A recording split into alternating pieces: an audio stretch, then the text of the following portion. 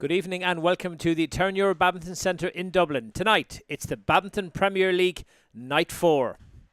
I'm Michael O'Mara and my good buddy Hendy would normally be with me here this evening, but I will be joined in a few moments by Thomas Bohan, and we will be talking you through some of the many matchups, exciting matchups that we have here this evening. So firstly, before we go any further, we're going to have a quick look at where we are, the league table. So as you can see, everybody has played 3 matches and the Mount Pleasant Marauders sit proudly on 13 points alongside South Dublin Spartans. Smash Bandits, close to my own heart from Munster, are sitting only 2 points behind the leaders. So as you can see, aside from the Mount Pleasant Mavericks, it's kind of all to play for really, and there's a lot to play for with some really good matchups tonight. And in particular, we were having a look at a very interesting men's singles match between David Walsh and Vincent Pontanosa. Vincent Pontanosa of South Dublin Spartans, David Walsh, Pembroke Panthers, will be a very interesting match, as will the first men's doubles between Vincent and Scott Gilday and McAllister and Walsh. So 2 very, very interesting matches. Also, be very keen to look at ladies singles between Western Warriors and Mount Pleasant Marauders, the very talented Nicole Joy against Paige Woods, and also a very interesting ladies doubles match between Smash Bandits and Mount Pleasant Mavericks, Ruth Kilkenny and Ciara Dwyer from Ciara from Ennis, Ruth living in Ballina, Killaloe, and up against Kate Frost and also the incredibly talented Shifra Flynn. So let's have a look around the courts and see what matches are about to start.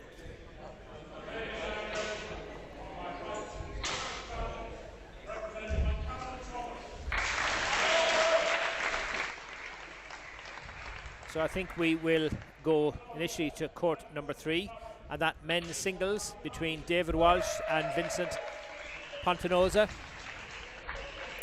And of course the 5 sets to 11, which is absolutely my preferred choice. I think it's a much more aggressive, much more attacking, a much more exciting scoring system, and I think it's very exciting for the fans also. So as I said earlier, pretty soon I will be joined by a man who was one of the brainchilds behind the Badminton Premier League, which is where all the top players want to be, Thomas Bohan. So we'll bring him in a few minutes when he's going to co-commentate. And of course tonight wouldn't be tonight without mentioning the man, the myth, the legend, Philip McKeown. He's the man behind the streaming, he's the man behind the technology, and to be honest, Irish badminton and Leinster badminton wouldn't be the same without him. So let's have a look at Vincent and David Walsh here.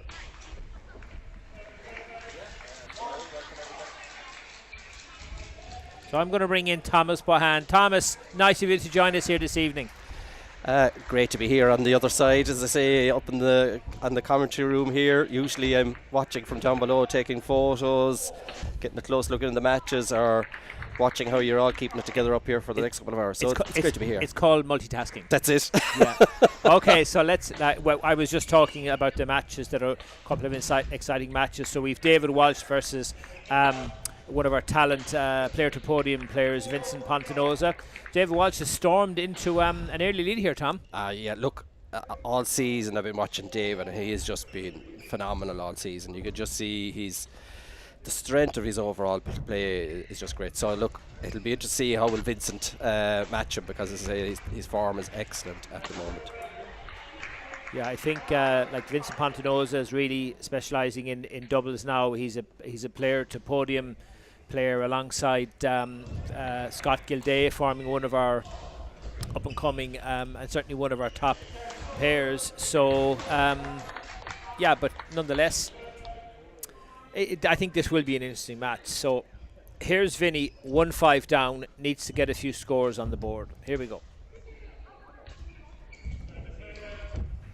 Nice short serve to the net from Vinny. Yeah, you can just see he's trying to build the rally. Vincent, he's been patient so far. And then, well, yeah, and then just stepped it up.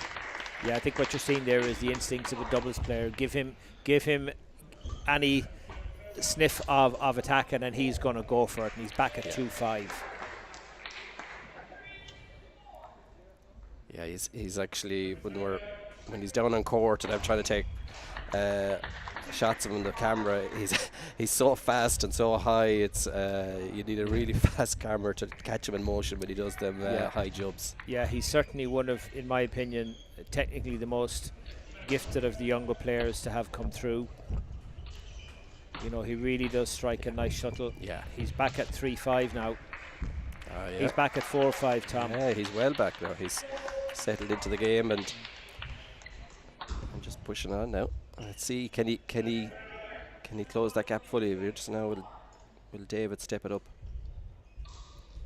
And I suppose it would be remiss of me not to mention the very, very nice touch, Tom, that the BPL committee showed at the start there, giving a minute's applause, as we've noted, for the late and most definitely great David Gannon, who you would have known would have given you guys some guidance and some help in setting up of the BPL. So a bit of a legacy there. Definitely. Look, David was there from the start of the BPL, and you know, helped us in putting the rules together and just trying to get the event off the ground. And obviously Aylesbury and its tradition, and David being at the front of that, as I said, to get it off the ground was huge. And as I say, his support and Aylesbury's support was massive.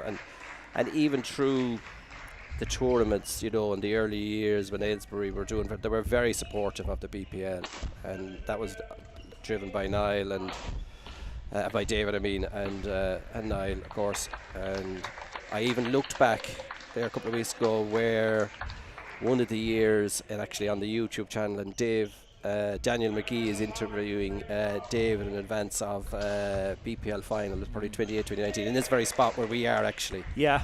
And, listen. There's no question from a very strong, proud, honest, genuine Badminton family, and he will be fondly remembered. And it was nice that you guys took the time to remember him.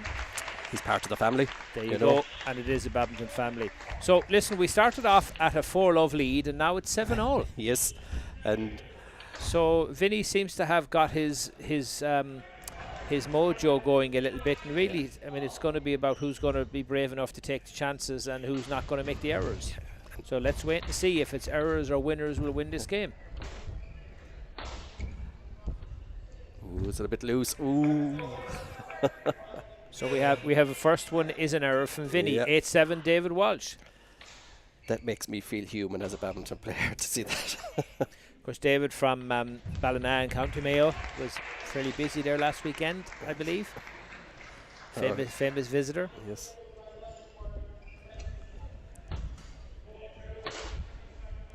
Ooh, he returned the favour.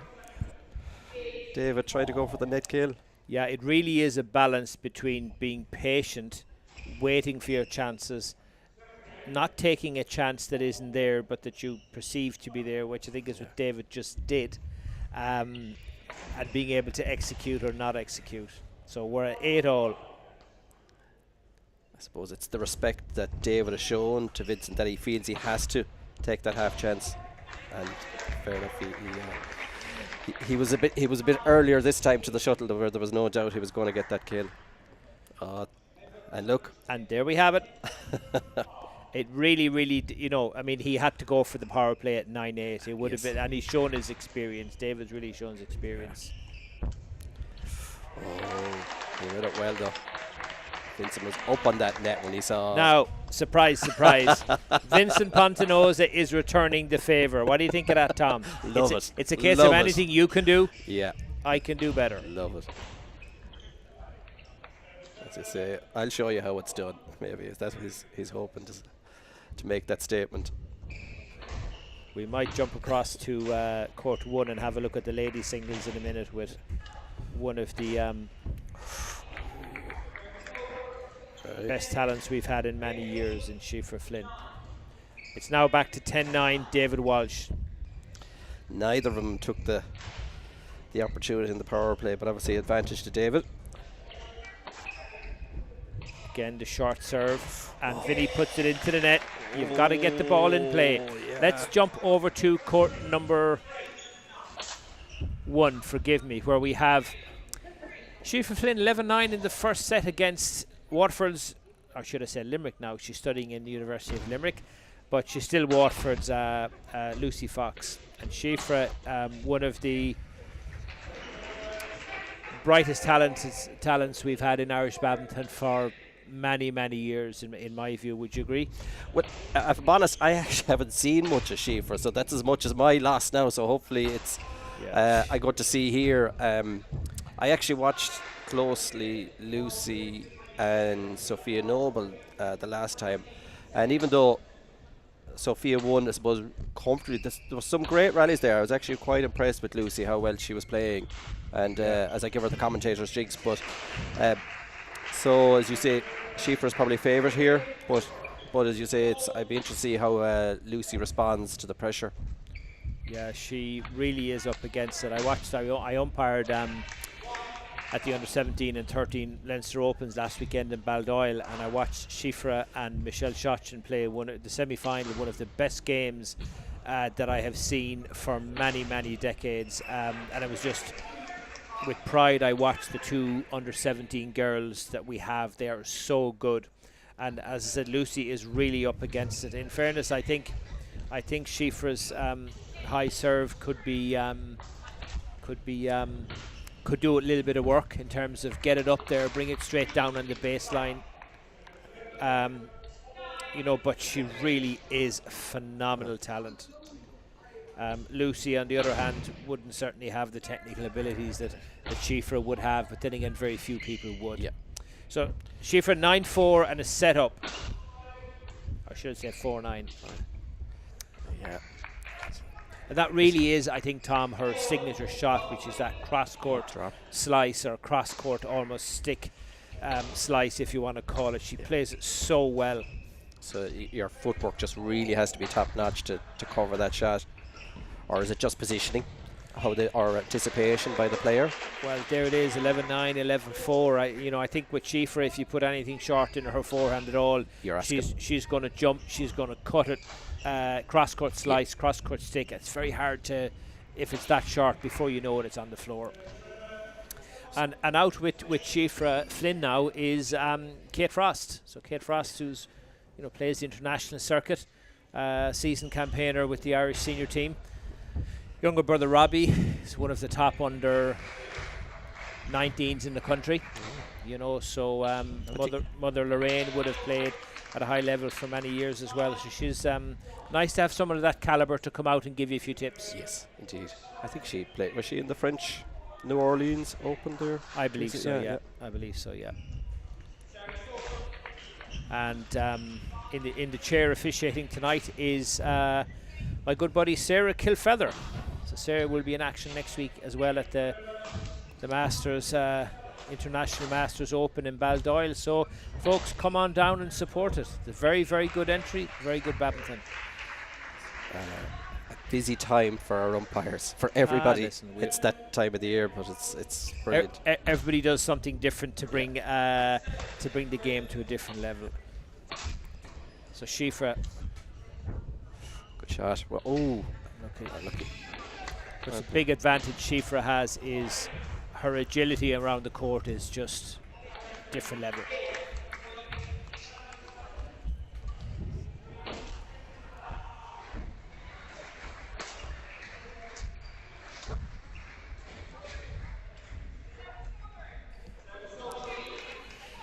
So Shifra 2-1, and she's going for the power play. Tom, why do you think a 2-1 in the third set with 2 up that she's going for the power play?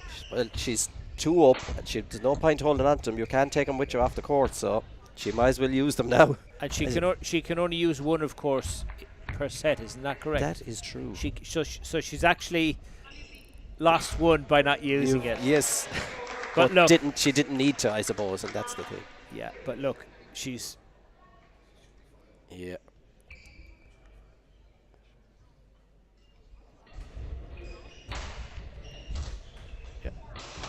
Is that right? Slight confusion over the score, so it's 4-1. I'll correct it now. Oh, Oh, it was probably a winner anyway, I would think. A little bit of help off the net. That round the head reverse slice really is a thing of beauty. Because Shifra Flynn is 16 years of age. Is that all? Wow. Yeah, she really is. She's going to be something really special in a couple of years when all of the, in fairness that, I mean, my word, look at that. Yeah. There really is a lot of fantastic work and support being put in by our friends here in Leinster Badminton, but also in, I suppose, the high performance unit in Badminton Ireland under Dan McGee's careful eye, if you like. And that will come to fruition in a few years, and it will be very special. Yeah, look, there's the squad of players there, and it's, I suppose, having depth, and I presume obviously for sparring, having that depth, it must be, that maybe Chloe didn't have in her time, let's say, so.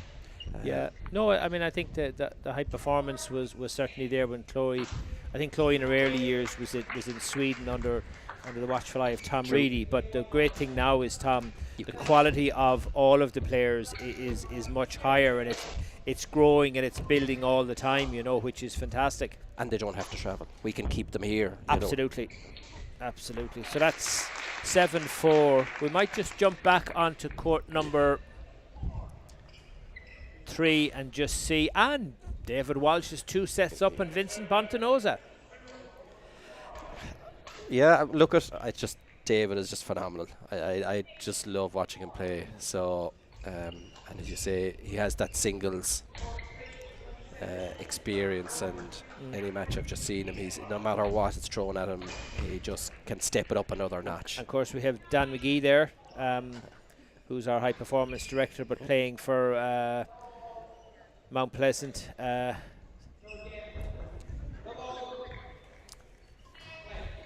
Going out to, sorry, did I say Mount Pleasant? I meant, of course, South Dublin Spartans, giving Vinny some advice. So Dan will be featuring in the mix with his wife and boss later, Jenny.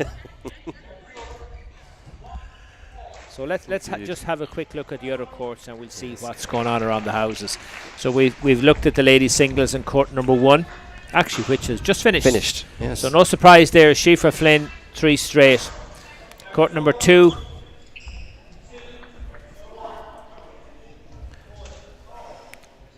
Or court number 3, that's Vincent and David are sorry, 3. Court number 2 is Callum Thomas and Paddy Martin. So yeah. Callum Thomas is looks like he's on the way to which one would expect. Callum is an A standard player, so you would expect him to come through, and a very technically gifted young man, might I say, as well, Callum. So you would expect him to come through, and bit of a battle on court 3. Well, it needs to be a battle for Vinny. He's 2 sets down and 2-all in the third set.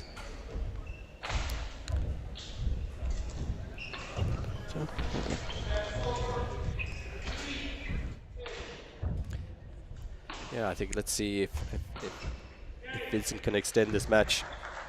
He has to, as I say, this is the beauty of. Yes, looks just wide.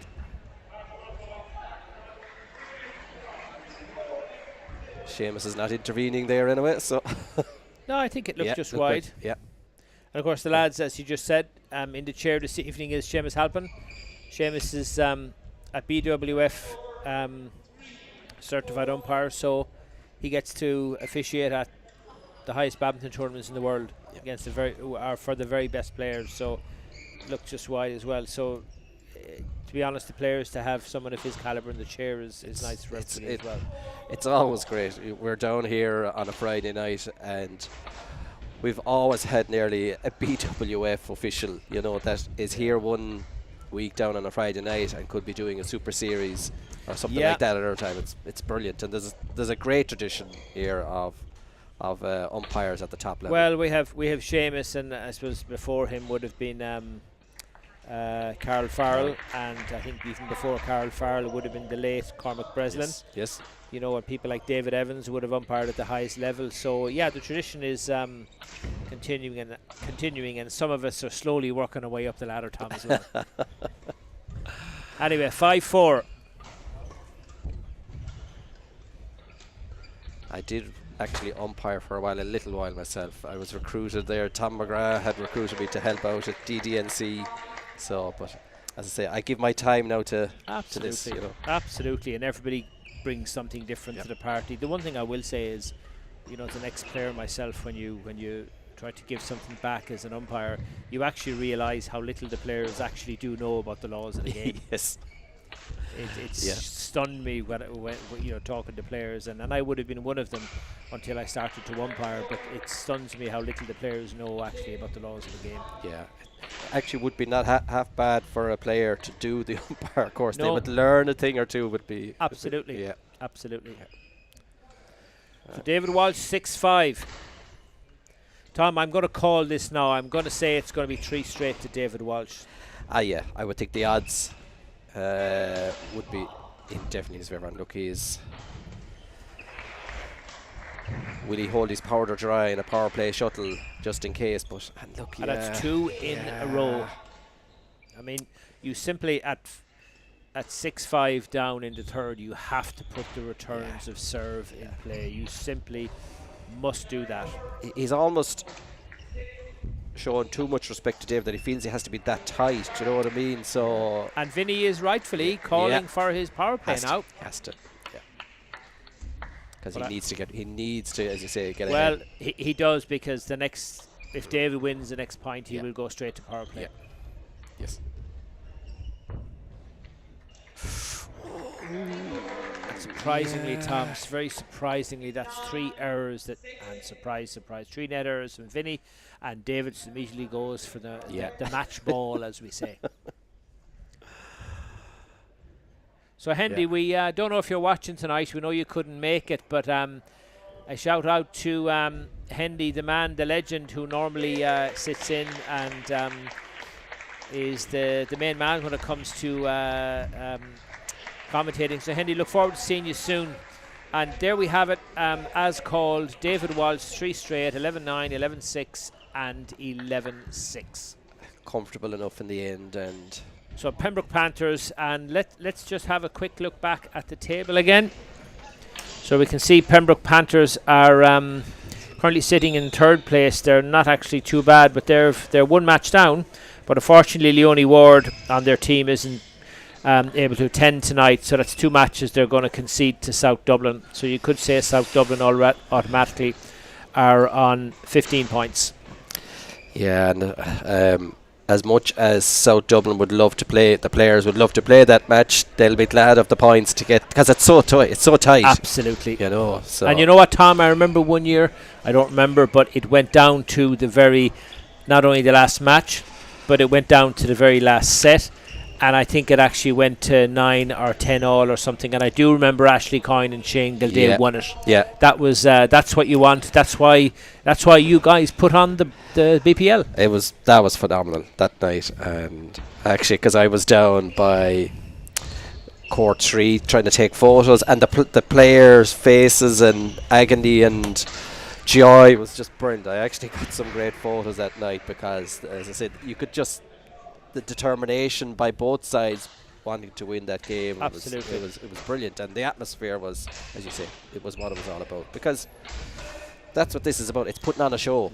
You Absolutely. I couldn't agree more. And to be fair, Tom, you guys do put on a show. We do our best. Thank you. Thank you. A great show.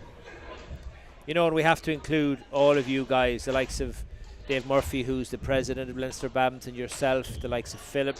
I know, well, Liza Rourke isn't involved in the committee, but she does some Trojan work for Leinster Badminton, and there's a group of you there that do fantastic work, and credit to you. Yeah, we have Vinod. It's great for our commercial. We could almost call our commercial manager, and get on sponsorship, and Veronica on the team as well. So everybody, as I say, chips in, and it's a team effort. You know, we all bring our part to it and do it together. And obviously, as I say, our important partners, Yannick's, one of our key sponsors. Obviously, supply with shuttles, etc. And then obviously our other sponsors, Oscar Travel, Trueway, and our ingredients Asian supermarket. So thanks to all our sponsors. As I say, without you, it makes it more difficult. Absolutely, and you know it's nice to be able to put people's brands and logos up because, as you say, you know without them we can't make this happen. Ladies doubles here on court number 1. We have Lauren Au and Jennifer Lawler from the Western Warriors, and Grace Webster and Chloe Woods. So this could be an interesting matchup. I think these pairs wouldn't be players that would play together normally. Laura Now usually plays with Fiona Farrell. Yes, I was thinking that from the last day. They had that Titanic match. I think there went to 5. I think last time. It was a very good game. Trying to remember who they were playing. Was it Kirsty and Crona Rooney? I'm trying to think. No, I think it was Crona Rooney, and I think it was anyway. But yeah, it was an excellent game. So it'll be interesting to say a different pairing. Yep. Have they played much together at all or not? So let's wait and see. Of course, Tom, the one big talking point in, I suppose, world badminton at the moment, and Irish badminton, I suppose, as well in due course, is this new spin serve. And I know many years ago in the, was it the 80s? Yeah, certainly the 80s, when the selects from Malaysia turned up at the All England one year and suddenly turned the shuttle upside down and began to hit the feathers, and the world went, what is happening here? And it was perfectly legal back then, but then of course they changed the service law so that you must hit the initial contact must be with the base of the shuttle. Yes. But recently this new phenomenon, I believe it's started by somebody in Denmark, whereby my understanding is you hold the cork, and just before you hit the cork you kind of flick it, and it has the result of spinning and tumbling the shuttle over the net to the extent that it's very hard for the opponent at the far end to make contact with the cork. And I was listening to Jill Clark, who's the BWF commentator, and earlier on, you know, they're just doing a little video piece on it, and it's going to be very interesting to see if any Irish players will take the view, you know what, it's legal, I'm going to practice it and I'm going to use it to my advantage. Look, you probably would be foolish not to examine it. It's, I suppose, in the scenario of, and I've seen that the YouTube videos myself, and it's perfectly legal, but I think, look, I mean, I think before taking on a serve like that, you want to be able to make sure that you can serve consistently well, to the extent that you're going to have the confidence to take on this new, like normally you hold the shuttle steady and you strike it, and some people struggle with that, but if you're flicking the shuttle and at the same time hitting it, there's a lot of variables going on there. But it will be interesting to see if any of our top players will take it on. I suppose it all depends how quickly are BW able to make a rule change. Like, will they just say you have to hold the shuttle by the feather and not by the cork? But in other words, then would you invest time trying to learn this, and next thing then, well, look, the rule has changed. Let's wait and see. Or do the wheels of motion for a global organisation, would it be there for 6-9 months? But let's wait and see. Let's wait and see. Especially with Olympic qualifying about to start soon. Yeah, you know, first of May, I think if you're gonna, you nearly want to act now before the next set of Super Series tournaments start. I think it will be a while before they can examine and come up. Anyway, listen, ladies doubles, love all play. Of course, in the chair is, I would say, the godfather of umpiring is Tom McGrath himself. Yes, I was talking to Tom the other day, because I was obviously we've a new schedule for the rest of the season. So I was saying, Tom, I need extra umpires for a new date. And he said, no problem. He says so, and Tom is just a gent anyway. And of course, all the umpires, important to flag. What they do is completely voluntary. Yeah. So while the players are here tonight playing their sport, the umpires are here volunteering, as you are, Tom, and the rest of us. But it's I just think sometimes it's the players just give a little bit of acknowledgement or thanks to those that help put on the show. Anyway, well, it's like they are doing it nearly at the moment, often nearly every weekend or something like that, you know. So it's phenomenal. So Laura now is serving 4-1.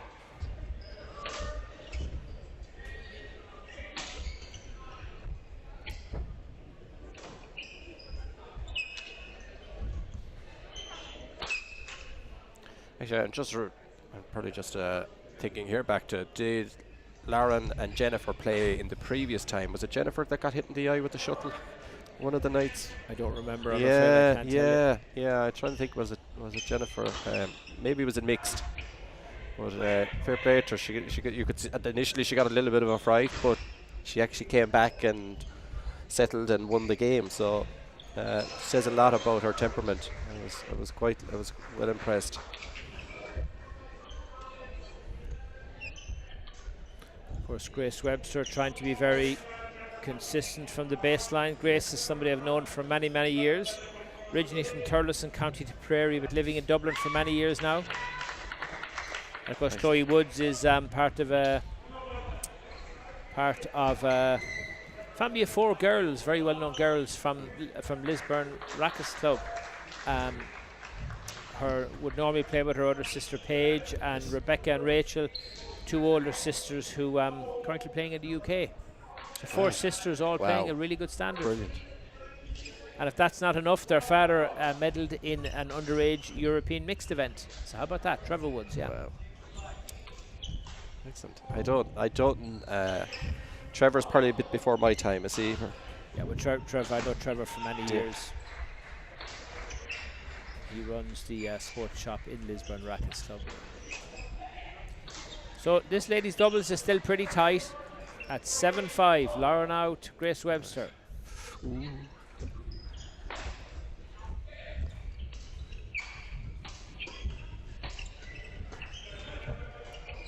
Yeah, probably think, Tom, my money would be on the girls in, is the word cerise? Is that the colour?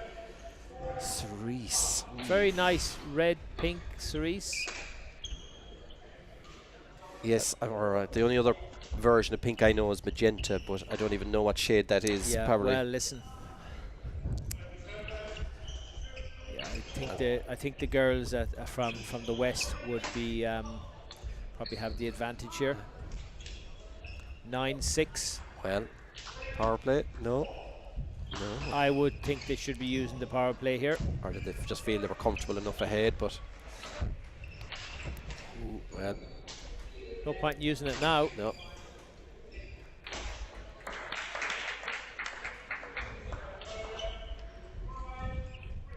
Very good return to serve from Chloe Woods. That little, as I call it, clip down to the half court. Yeah. Just into that space. Oh, good return. Is it in? Yes, it is.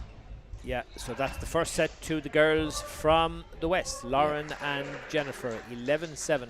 Let's jump across to the next court here. Let's jump across to Vicky Pesty and Deja Ma.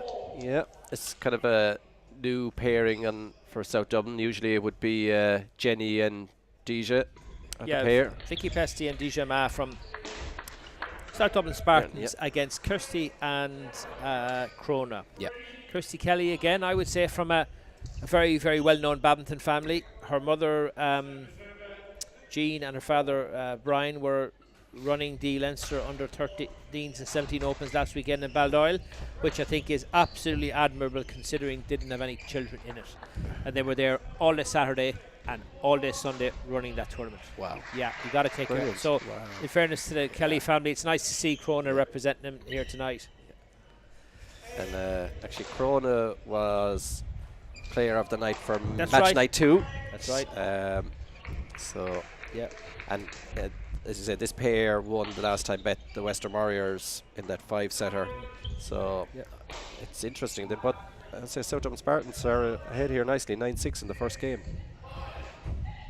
And well, whether I should or shouldn't, I would feel it appropriate to give, just to mention, Krona's father is Ronan Rooney. And Ronan Rooney for a number of years was the brains, the leadership and the chair in Badminton Ireland. Yep. And a lot of our success today, where we are as an organisation, is a lot of it is down to him, really. Yeah. So it's, again, nice to see Krona strutting her stuff on court. Unfortunately, strutting her stuff at 10-7 down.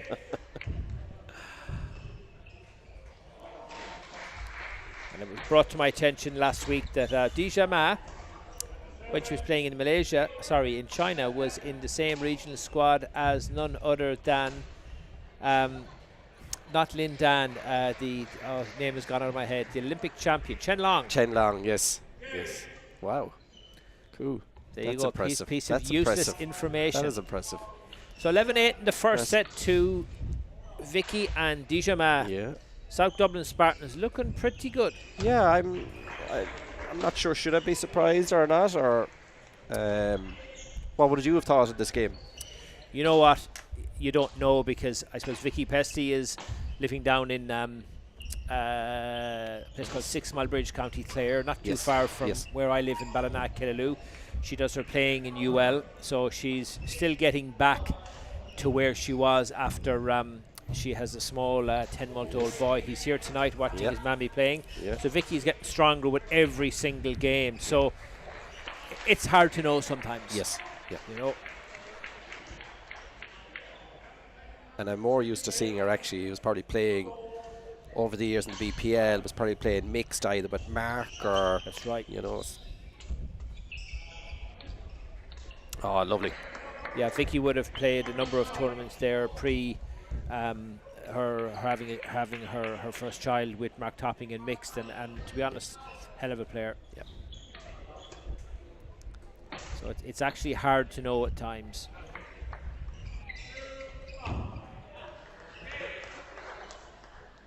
There. After a good start here again in the second game after winning the first, so very much in control.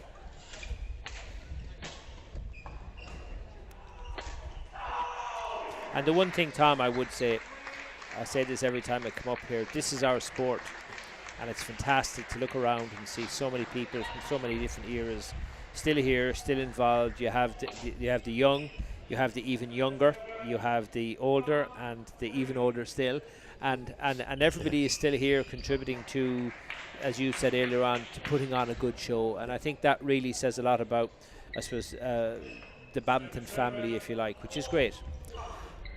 Look, I think as a sport, it has so many good things, and Absolutely. you know, like it is a game you can play. Yep. If your knees hold up, you know, you can play to phenomenal ages. And I've seen some players in their 60s on DDLC nights making absolute fun of players in their 30s and 40s because, you know, they just have that nous and obviously skill and ability, phenomenal. But it's brilliant. I think we have such a great story to tell as a sport. Fastest racket sport in the world. And just in the chair this evening, fresh from the barbers, he was telling me earlier, where he's got he said it's his new spring-summer haircut out of hibernation, is Mr. Guy Wheeler. Yes. And Guy is one of the many umpires. Again, he's long-standing umpire, supports every tournament, and you know, it's fantastic to add a sense of officialdom to proceedings. You know, it would be very hard to play a BPL tonight without umpires. No. But anyway, 7-2, Dija Ma to Crona Rooney. He also plays, I think, in Nhat Nguyen Badminton Club, so that my partner plays in. So another fine club just up the road from here. Used to live in Nhat Nguyen. Yeah. Yeah, both my kids actually qualify for Leinster, Tom. Oh. Living in Munster, but born and raised in first few years in Nhat Nguyen. Well, yeah, I'm the other way around, as you say, I suppose. But my young fella, he's come from Cork and Tipperary blood, so well, it's the perfect blend, just like myself. Anyway, 11-8, 9-3, Vicky and Dija Ma, and yes, of course, they're going for the power play.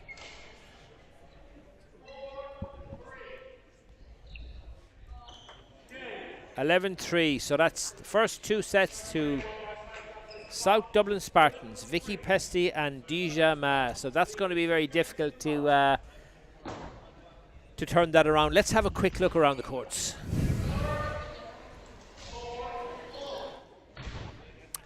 And so we come to court number 2. So we have at this end representing Smash Bandits is Daniel O'Mara, and we also have Cormac Megan, currently living down in Carrigaline, County Cork. At the other end, what can I say, two legends of the sport, particularly Mark Peard. Mark Peard, a seasoned international for many years, probably in his mid-50s now, but what a career he's had. Senior international, national champion, and of course comes from a very famous badminton family, with his mother and father playing at an incredibly high level. And Willie Lacey, for many years, also involved. So Tom, it's not often one gets to commentate on a match in which your son is involved. Oh yes. I gave him some advice earlier on how to play this. He hasn't listened. You're surprised? Well, listen, there you go. There you go. But have a look there. 6, so far. 7. I think we'll go around the courts, Tom, and we'll have a look. You think so? Yeah, I'm not the best at watching my. What we'll do is we'll have a look at court number 4. And we look at another very exciting player-to-program player in Nicole Joy.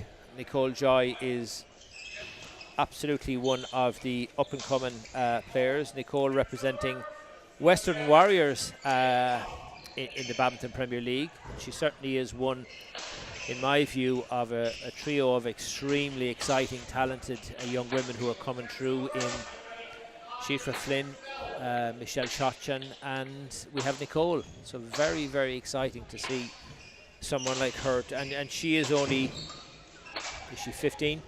Is that all? She's not any more than 15. She's been on 1 or 2 teams with me over the years, and fantastic young girl, fantastic player, great attitude, and tells me she likes her chocolate ice cream. But don't want to start a rumor. Don't tell the coach. I don't want to start a rumor that, but yeah. Anyway, in the chair this evening is Catherine Smith, who is also currently the president of Badminton Ireland. So, and Nicole this evening up against Paige Woods. Again, her sister Chloe was playing in a doubles match just there, literally just has come off the court. Playing with Grace Webster, yes, against Lauren and Jennifer. So let's see how this one goes.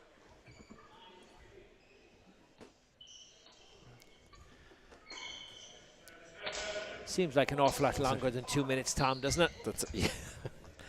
I just got a WhatsApp message from my partner. Says she definitely doesn't think it's Cerise. Anyway, for them Western Warriors top. She didn't quite. Okay. Well, rather than her tell us what it's not, can you tell her to tell us what it actually is? Well, let's see if we can get. Yeah. Tell her we're looking for a colour. Yeah. So from the moment the toss is made and the umpire gets in the chair, you'll see them tapping the little pad that's been created by Mr. Philip McKeown. And once you tap the pad, which has a lovely badminton court on it, it's pretty foolproof even for someone like me. And once they tap it, they get their 2-minute countdown. Yeah. And at 1.5 minutes, you'll hear the umpire saying, ready to play. And that means, okay, ladies, let's get this show on the road. So here we are. Right. Put your money. I'll have to go with Nicole, but I think again it's interesting. It's very interesting. 5 sets to 11, you know.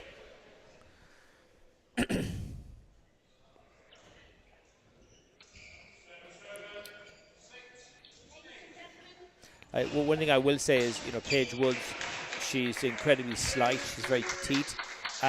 But my God, can she hit a shuttle hard? She's very and both these girls can hit the shuttle deceptively hard.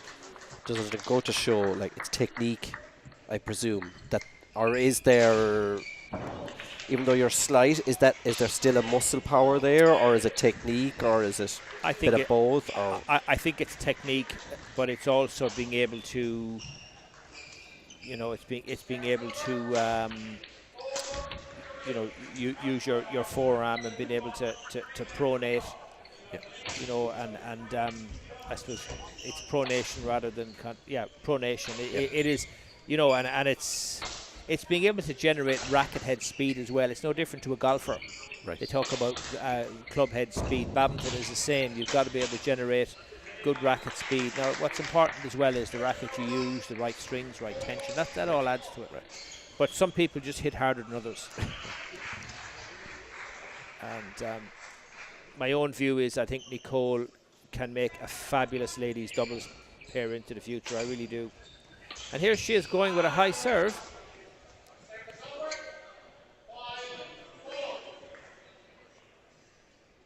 It's a tactic I don't feel is used enough, and I don't also feel that enough of our younger players, particularly the girls, because you don't see high serving in men's badminton too much because of the power. Yeah. But I don't think enough of our girls practice or are able to use a high serve, put it right on the baseline. But I do think definitely Paige is struggling here with the high serve. And been pushed right to the back of the court, and well, not quite, not there in that instance, not quite to the back, but which was my point. But definitely the high serve is certainly working for Nicole.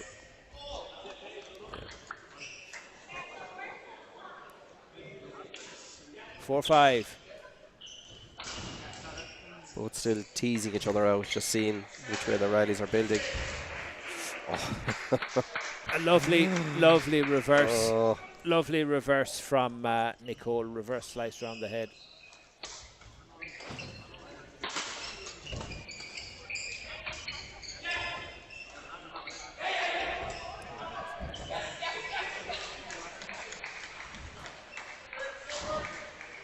Seven, 4.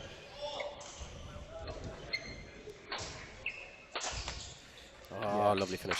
Nice shot. I mean, singles is very important. I remember an old partner of mine called Tom Reedy from Madeira in County Limerick. His parents still live there. He's in Sweden. Yes. Former high performance director of Badminton Ireland once said to me, if you make more mistakes than me, you're going to lose. Yeah. And it's something I've never forgotten. So to me, I think singles is all about playing the four corners, not to the extremities, but playing the four corners, not making mistakes, and to a certain level you will be very hard to beat as long as you can move pretty well. And Nicole can certainly move pretty well. So this match should really be about keeping the shuttle in play, not making mistakes, and inviting your opponent to do just that for you.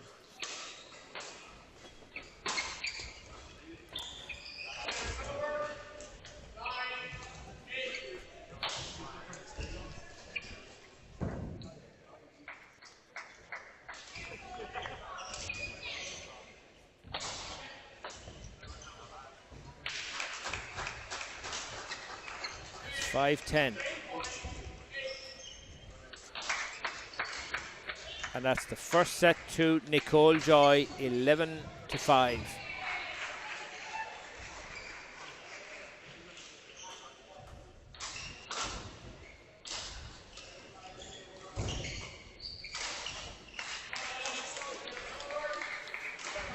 So obviously the players, I'm not quite sure what breaks they get here in the 5-11. Maybe it's 60 seconds. But just getting themselves ready now to start the second game.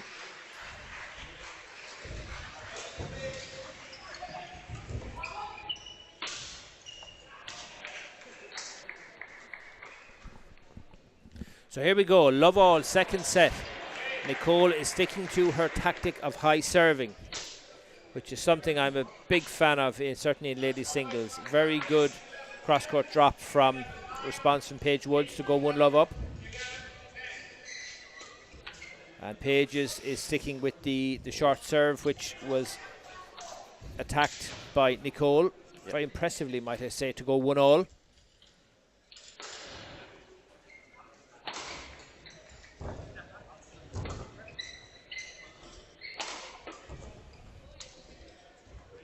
Oh, nice shot. And a very good drop shot, almost a stun drop shot, very tight to the net from Paige Woods to go 2-1 up.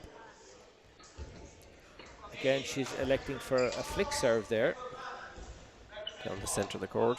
Just and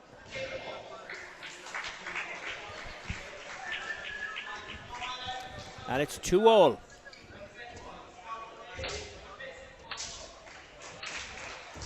And a lovely. Yeah. Do you like that, Tom? I like that. The nice little disguised cross-court drop. Of course, those shots, very important in those shots to have very early racket preparation. So your racket is already there, it's up, and it's just a quick slice across the shuttle, short, quick action, and it's on the floor. That's usually my rescue shot when I'm in deep trouble. Okay. Funny, Tom, it's a shot you tend not to be able to play when you're in trouble. And I think maybe Paige played a serve there, was probably dropping a little short. And here we go, 5-2.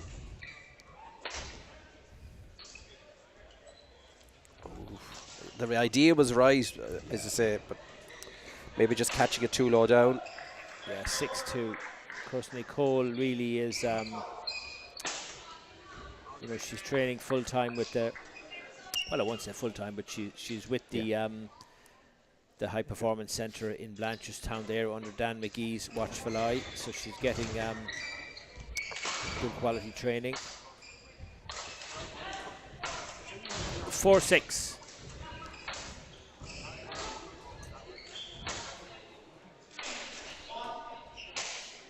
So, Tom, we're just wondering if you've had any response to the question, what colour are the Western Warriors shirts? I thought it was cerise. We're reliably informed that's not the case.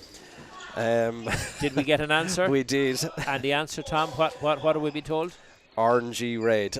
Oh, no, I think, I think could be a case of colour blindness there, Tom. Yeah, maybe it's more, No, might be more cerise. More cerise. I think so. I think that might be more a reflection of how I have the colour set on my home TV. No, maybe. I think what we will do is we'll seek clarification later on from who better than the Warriors themselves. Yes.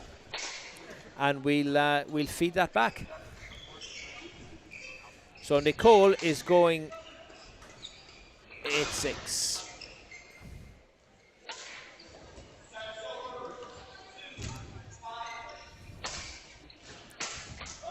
Just a bit short, now, that lift, wasn't it? That clear. Tom, surely she's going No. power play. Yeah, Yeah, absolutely. Yeah, I would have to say now that's a lack of experience. Yeah. Because she can't use the two of them in the next game. Yeah. in the next game. And And I know she lost the point, but But that should have been a power play. Yeah.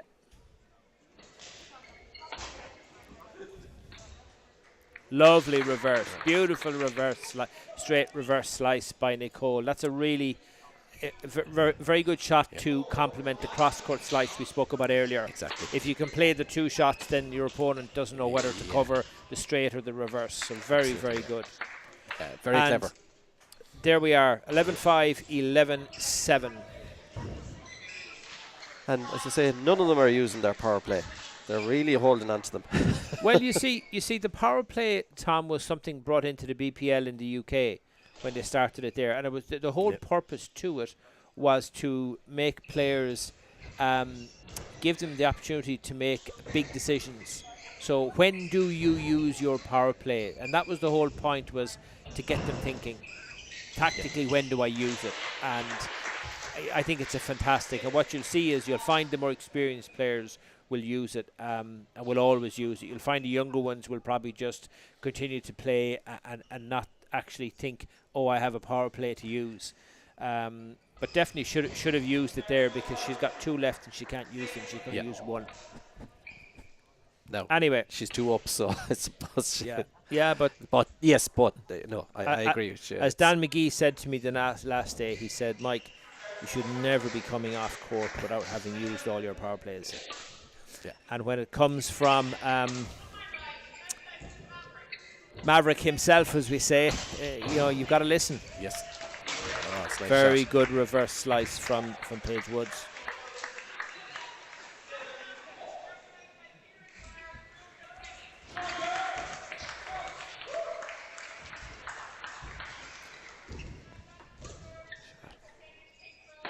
Good lift though. Yeah, you see, even though Paige there did a very good tumble at the net, the lift back by Nicole was right to the back of the court and got her back into that rally very well. It's important to be able to keep a good length in singles. I mean, particularly in men's singles, if you're going to put to the baseline, you have to put to the baseline, because if it's short, it's going to be hit hard. But it's also tactically very important for women's singles to be able to put the girl on the baseline, bring her in, put her in the base, use the space. And again, the previous rally we saw that cross court little drop there, slice kind of drop to the. But you know what? I'm just, and this is just a personal opinion, I think Nicole Joy in future will turn out to be a fantastic ladies doubles player. A ladies doubles player? Yes, that's just my view. I think she's got all the qualities.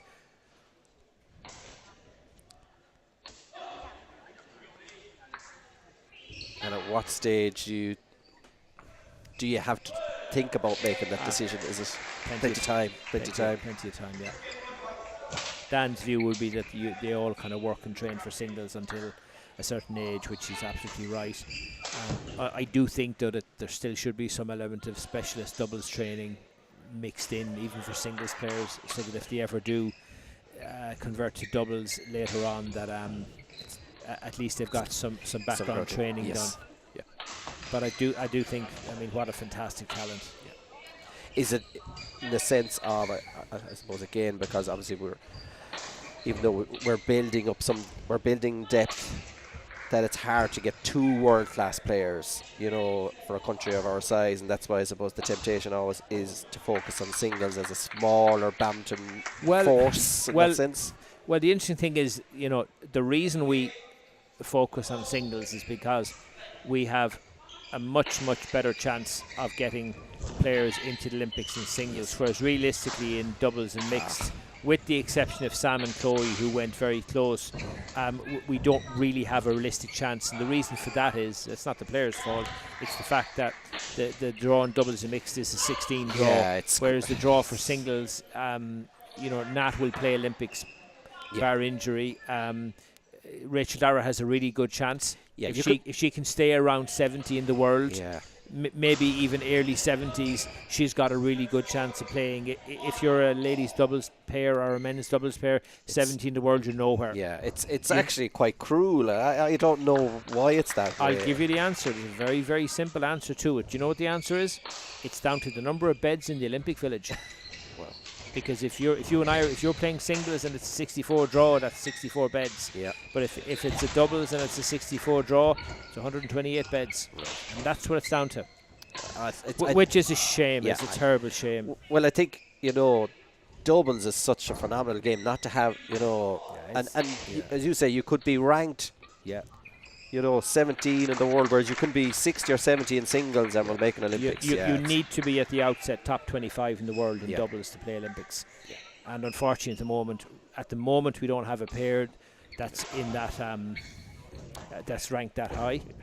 So singles, that's why the preference does tend to be on singles, because if you can qualify singles players in the Olympics, well then your funding, it looks a lot better with Sport Ireland. Yeah.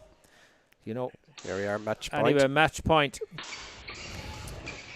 I think I did call Nicole, didn't I? I think you asked me and I said Nicole. And there we have it. Yeah. Comfortable enough win really in the end, 3. So Tom, hit the multi-court view there and we'll see what's on. Cool. And I think a match we should absolutely have a look at would be Vincent Pontanosa, Scott Gilday against Adam McAllister. Yes. So do you want to go on to that court? Number 3, I think we're on. We'll see. Yeah. Now I asked my son, Daniel, who's a doubles player, coming up in the car, I said, who do you fancy? And he said to me, I think, David and Adam. He said, what do you think? And I said, you know what? I don't know. But if you push me, I'll go for Vinny and Scott. Yeah, and actually I think earlier on the South Dublin Facebook page, they were just in a group, they were posting that I think this is number 2 versus number 3 ranked in Ireland. Would that sound right? Could possibly be, yeah. Could possibly be. Maybe that's something we can even check out. I'm sure I can do that. I think you're probably not wrong. Yeah. Maybe not.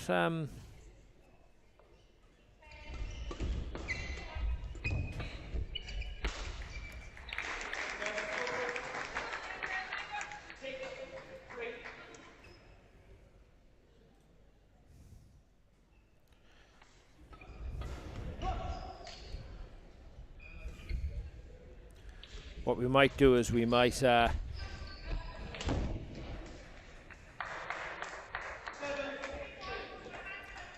actually jump in and look at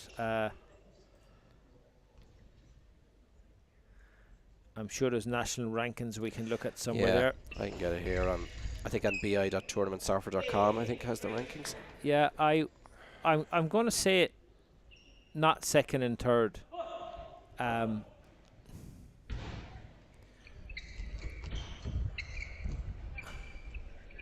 Oh yes, of course. Because obviously, yes, we have Paul and Joshua. Paul and Joshua ranked 1, and Brian O'Mahony and Daniel O'Mara are ranked joint 3 as a doubles pair. So they will be the second ranked men's doubles pair in Ireland. Yeah. But anyway, it's looking like it's going all square here, Tom, with Adam and David 9-3 up. Yeah. Ooh, good recovery though. Well done. Yeah, look, we'd love this match to go to 5, you know. This is, you know, we expect some explosive rallies here in this game, so. Yeah, of course, it's a very, very different game, and I always think that 5 to 11 is more about the players who have the right mentality. Love all play, switched on. Yeah. Stay switched on. Don't need 5 points to get ready. Yeah. You know, and what I would say is I think probably maybe Scott and Vinny might have the edge there, but of course they're playing tournaments abroad a lot. So let's wait and see. Good shot there by David. So it's 11-4, 1 set all. Yeah. We'll see what pearls of wisdom here Mark is coming out onto court to give them. Yeah. One of the pearls of wisdom I would give them is I think they back off the net too much. I think when they're attacking, the net player is almost too focused on trying to get back and rotate around rather than do what the net player should be doing, which is pressing the net moving forward. I mean, sometimes you find players tend to almost go around in a circular motion. If it's anywhere short, the net player pulls off the net and the partner comes in around, so it can tend to be a circular motion. But sometimes that's... You're always moving then in a certain sense. And the net player is moving back, whereas I would prefer, where possible, make sure you keep pressing the net, because the control of the net in men's doubles dictates who gets the attack, and who gets the attack, who spends the most time on the attack is going to win. So let's see. Third set, love all, Adam McAllister to Scott Gilday. I presume is this more a symptom of the South Dublin pair? They're both explosive attacking players that like to be at the back of the court, and that neither of them are really are. You know, sometimes we go back through some of the old, you know, the Danish players, Bo and Morgensen, and you'd see Bo would love to just sit on the net and Morgensen to take it the back and things like that. Or yeah, I think they're both very comfortable at both. They're probably, I mean, I would say they're better with maybe Scott at the forecourt. The rear court. However, I think Scott is extremely strong in the forecourt, in the serve, return to serve, you know, third shot in particular in doubles. He's very, very good. Oh, good defense there, held up and forced the error. 2-all third set. And of course, I was talking to the man himself, Philip McKeown, earlier on today, and he was telling me that he was very Privileged that he'd really have two Munstermen in the commentary box tonight for him. And I said, Philip, listen, I've represented Leinster many times myself, so I kind of consider myself a quasi-Leinster man. I don't think he was buying it, though. I don't think he was buying it. Fair enough. Oh, well, look, I'm in Dublin a long time, but you won't see me on the hill.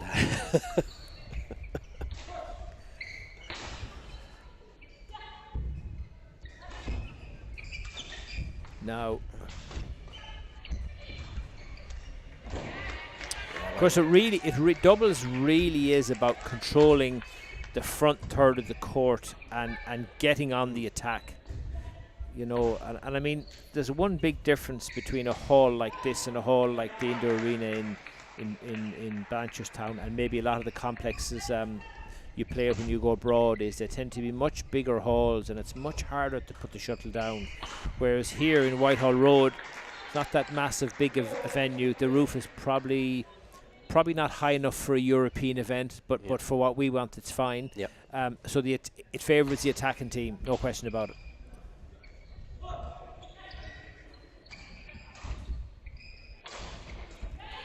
So 4-3. Good variation.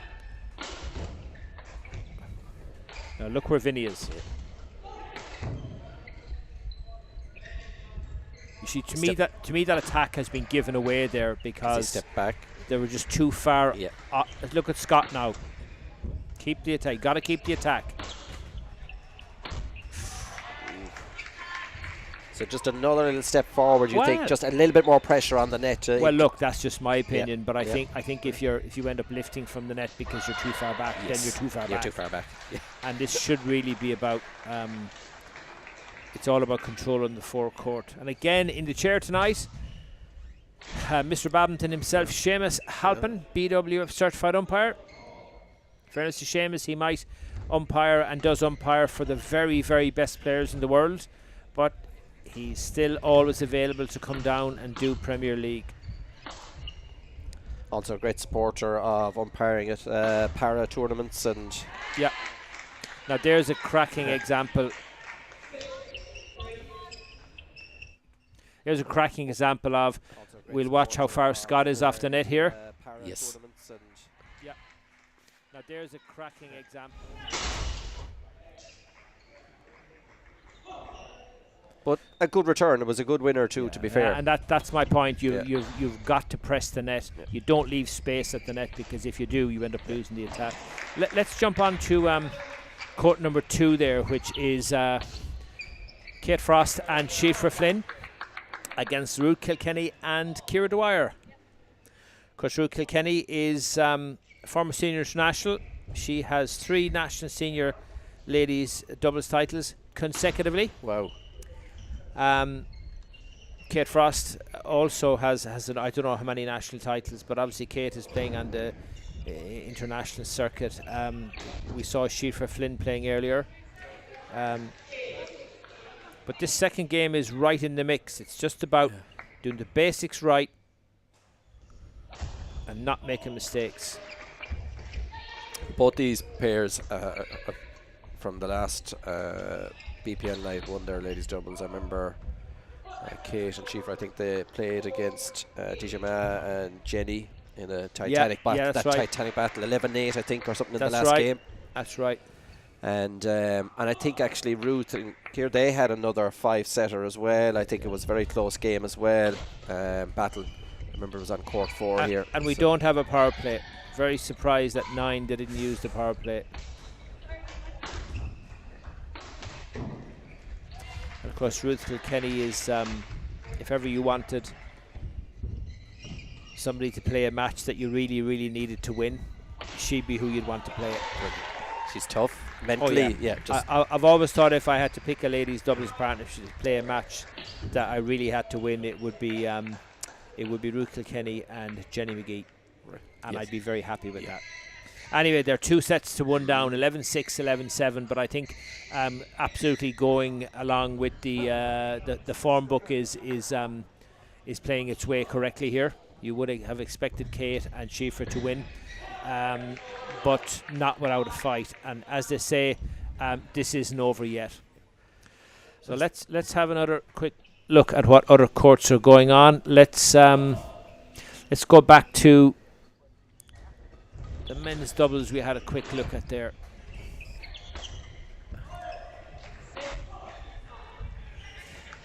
And it's 10-6. Is that 10-6? Or is it 7-9, I think? It should be. Or did he just go 6-9? Was he so Sorry, quick? forgive me. Yeah. 6-9. And of course, they only have one power play. Very surprised that Adam and David didn't play their power play. At 9, yes.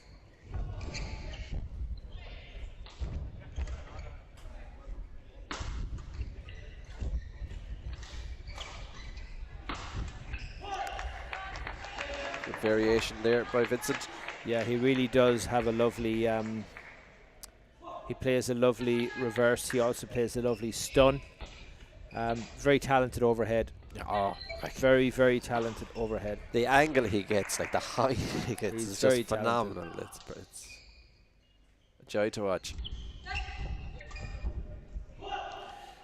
Yeah, you see at times like this, I don't understand why players are heading down the lines. At times like this, you should be hitting towards the centre of the court. If you want to hit a line, hit the centre one or hit inside the singles line. But to put a shuttle out at this stage, you know, you shouldn't be doing it. You really shouldn't be doing it. And Scott has gone for the power play. Ooh, That's a big moment. And it's service over 10-8. Yeah, and you can see he's absolutely disgusted. Well, it was the right decision. Yeah. It was the right decision to really, if they'd won that point, the pressure was on David and Adam big time. But no, it was absolutely the right call. So here we go. Just get the serve in play. Good return, great return. Yeah, David's got to be covering that in case Adam misses it, which he did. You've got to be getting your first three in play there. And interesting enough, it's 9-10 here, but like if it was the 21 game, we would say they're right in it. It's just 2 points, you know. So a very nice spinning net shot from David Walsh. Ooh, great return. But we're good. I would be keeping it well away from, very much towards the centre of the court if it were me. Great rally, brilliant. And it's rally. 10-all. That's a great rally. The crowd appreciate it. And the crowd go wild. Fantastic to see so many badminton fans and badminton people, I would call them, coming down here tonight. Yeah, we have a good loyal crew that come down, and it's a social night out. It's a Friday. Come out and come on down. That's it. Yeah, my daughter travelled with me tonight, Aisling, so she's outside in the bar watching, and my wife is at home curled up on the couch with Harvey. Harvey is a 2-year-old black Labrador, so that's why she's not here. Anyway, Adam McAllister, David Walsh, 11-10. Yeah, great finish. 2-1. Let's have a.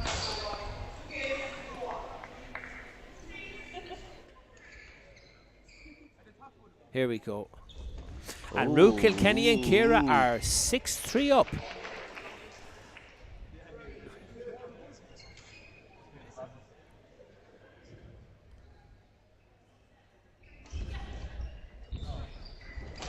Yeah, sometimes here at the angle, it's hard to know, is the serve a little bit loose or not, or sometimes was that high, but maybe it's not. Sometimes the camera doesn't do a serve justice. Yeah, we're just at a slightly. The cameras are obviously at the far end of the hall, the back of the hall. Yeah, well, it's to give us that angle of the court,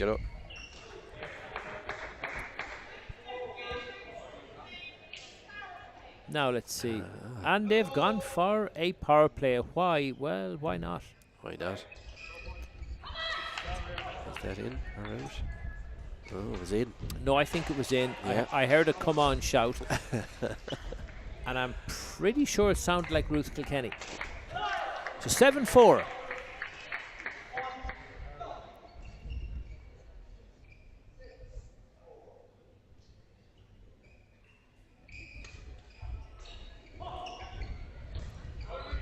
Again, I would be encouraging Shifra to be a lot more, much more aggressive when She is returning serve. She's quite tall. She's got the height. So there's no reason why you can't press the serve and attack it rather than just lift it. So here we are.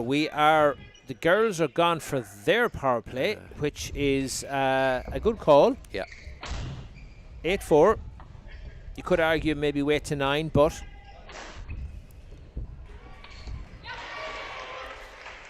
Ruth is probably very deep there now, picking up the third shot. And Kate, surprisingly, again, we spoke about this earlier, hitting out the sides. Yeah. You know, I mean, when you're up against it, you hit towards the middle. Yeah. That's what we're told at my level. You know, give the shuttle a chance. Give the shuttle a chance. Give yourself a chance. Yeah. Again, I would be encouraging Ruth to, when her partner is serving, to step up court. No. Didn't make it, Tom. No. No.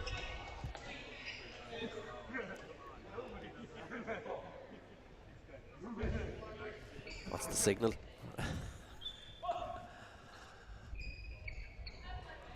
And it's long. It's long. It is long. Oh, game on here.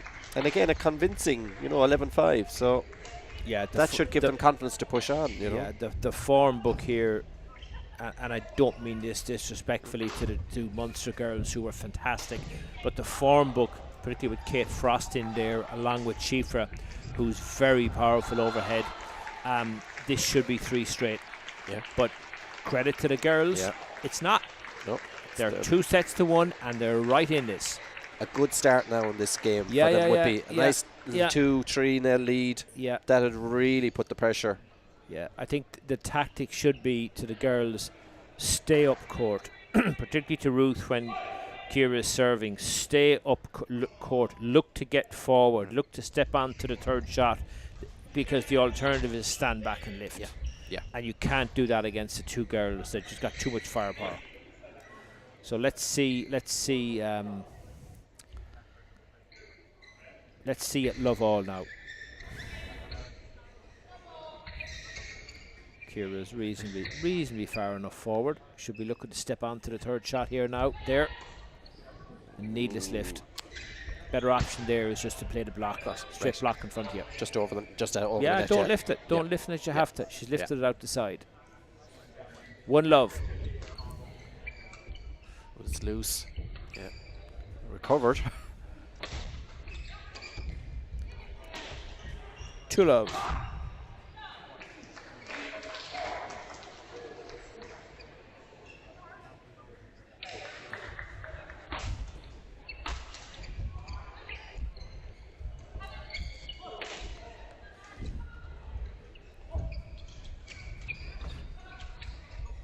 Trouble now here, yeah.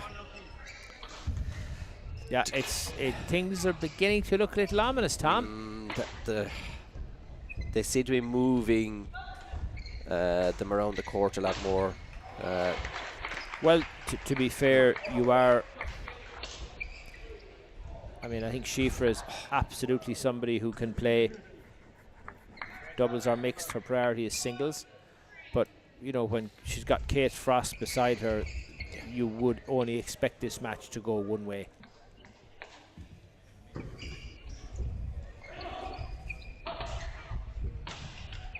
But again, Tom, a fantastic night's badminton in the Turn Your Badminton Centre. Well, I suppose for us in Dublin, it's our second home.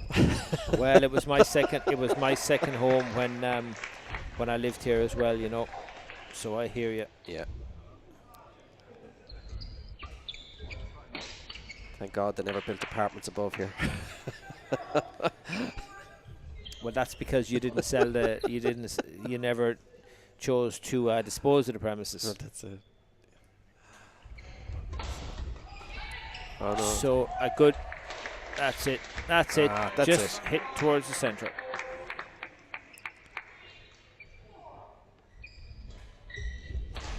So Tom, we're back into this now, and I'm just double checking. Kate Frost, along with Moya Ryan, who she plays with, are currently ranked number 60 in the BWF rankings in ladies doubles. So you know, Kate alongside Shifra, you absolutely would expect to win this. But you know what, Tom? You just don't know. No, and the Different partnerships can go Yeah. different ways, and when you come up against the likes of Ruth Kilkenny, who will never back down. Her uncle, of course, is Keith Wood, former Irish rugby captain. So Wow. it's in her blood not to back Right, down. fair. It's in her blood to compete. Strange things can happen on a badminton court. A bit more here than Keith. Yes, yes, yes, yes. Just need to stay a little bit farther forward on the defence. But still, 5 all. 5 all. Any temptation to go for it? Would you go power now? I was just thinking. Yeah. I was just thinking, would I go for the power now? Yeah. Just to kind of get a breathing space. What I would probably do is I would go for the power if I was serving to Shifra. I wouldn't go for the power if I was serving to Kate, because then Kate is more aggressive on the return to serve, and she's better. Shifra returns like a singles player. Yeah. Good call. Yeah, that makes perfect sense. That's what I would do. Oh, she's just made a mistake. 6-5.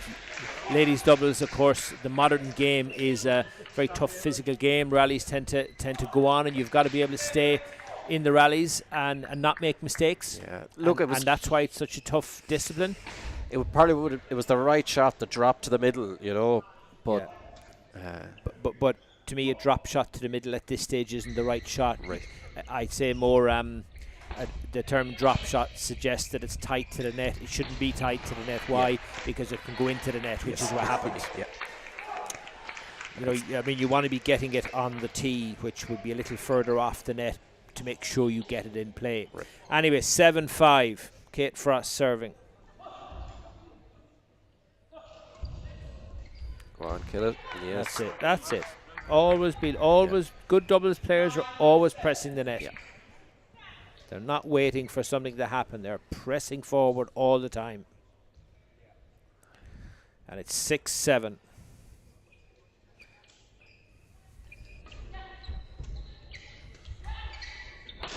That's it. Hit the middle. Oh, was there confusion there?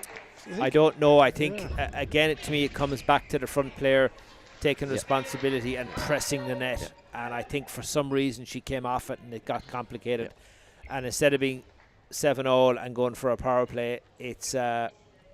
8-6, sorry. And interesting enough, here they have not gone for a power play. Kate and Shifra hasn't. I think she'll go next time. Yeah. Now you'll go for a power play. As Kate just said it there to her. Yeah, Kate's just said it. Yeah, I think it was Kate stepped in there. I don't think Shifra was going to do it. But you see, that's down to experience. Yeah. That's down to experience. We saw it with Nicole earlier, Yeah. not going for the match play because not thinking. It's designed to get you thinking, and you will find the experienced player will say, hey, get the power play. Yeah. Control here. Yeah. See, again, Ciara's so far off the net there, doesn't need to be. Yeah. But that was a very competitive ladies doubles, and I think the Smash Bandits girls, Ruth and Ciara, did very well. Did very, very well. They would have been expected to get a hammering there, but they played really, really well and did themselves justice. Let's have a look at, what do we want to have a look at? Oh, that match just on court 3 we've just seen there. Adam McAllister and David Walsh. So my son was actually right. My son said Adam and David will win that. I think I went for Scott and Vinny. So we've a little bit of a lull here now at the moment. We might as well go to court. I think it's this one. Yep, men's doubles. Where we have Adam Germain and Mark Cobb against from Galway, Richard Kong and Rin Fox Hughes.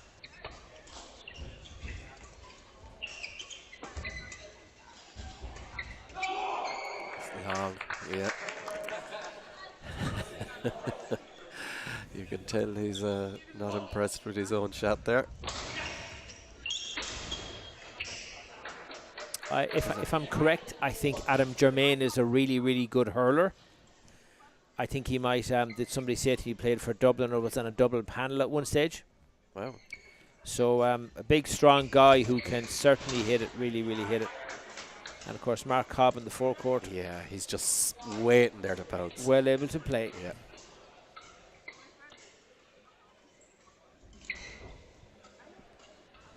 Oh, another. So 6-3. Yeah. So it's looking like we might go to 5 we here. might go to full 15 rounds. Yeah.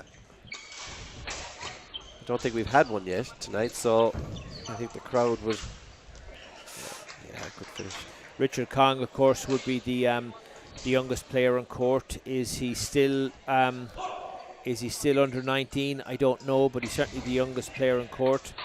Travelled to the Europeans 2 years ago with him, to the European under 17s, and he was just phenomenal. His attitude, his desire to play, his commitment, he was just amazing, absolutely amazing.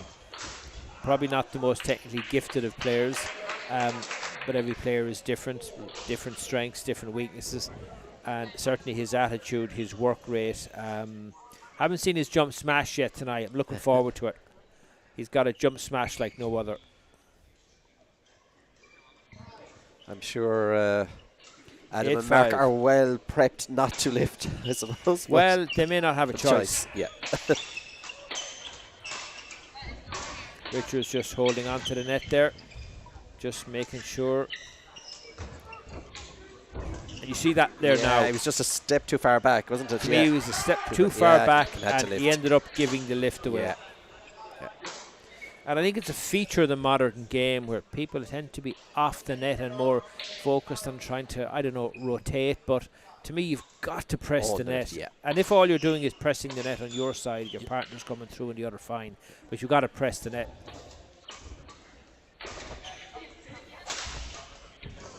That's out.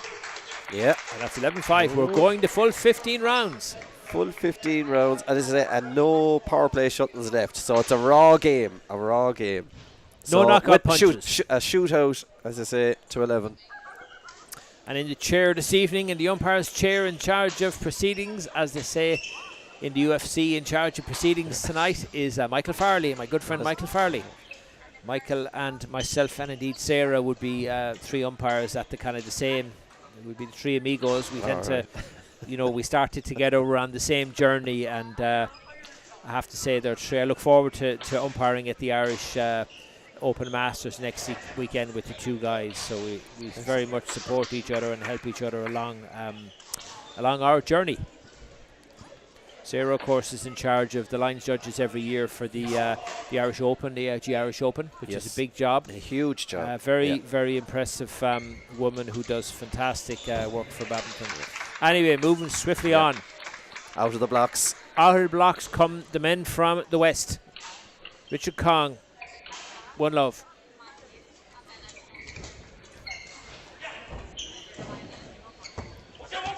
Ooh, he's making a late decision there. It looks like he's made the wrong one, and he has, yeah.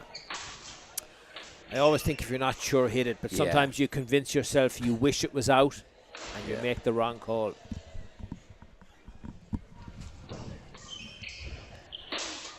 Again, the first three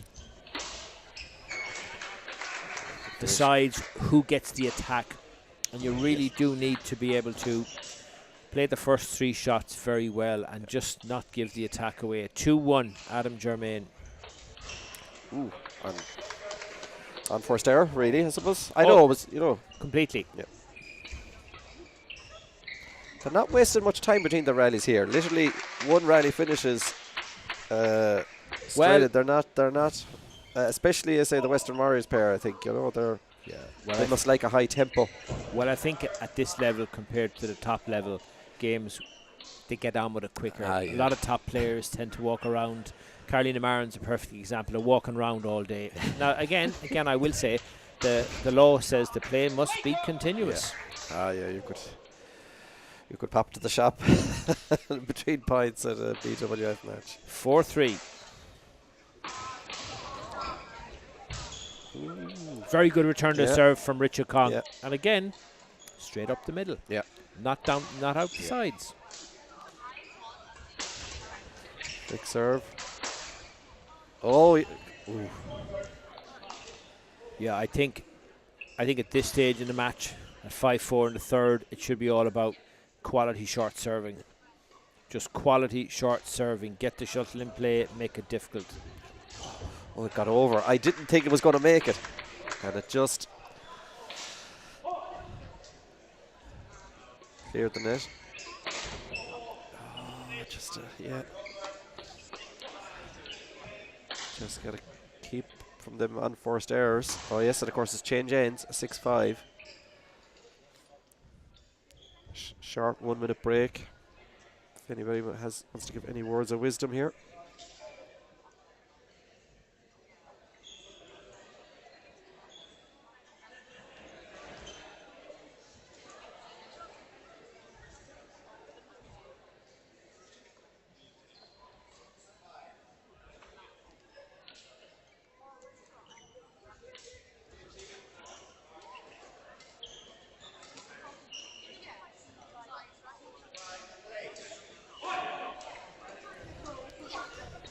And so it's 6-5, and that's a fantastic get.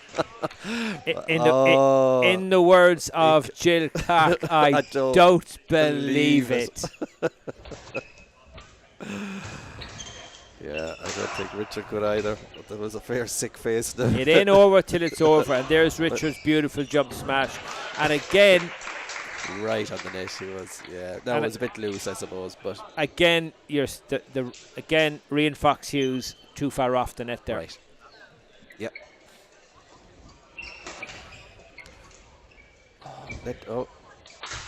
Oh my word.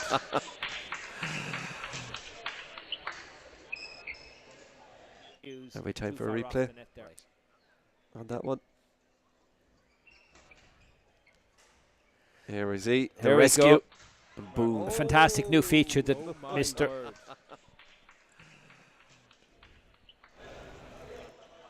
Fantastic new feature given to us by, again, what can I say, the man himself, Philip McKeown, action replay. Anyway, 9-6.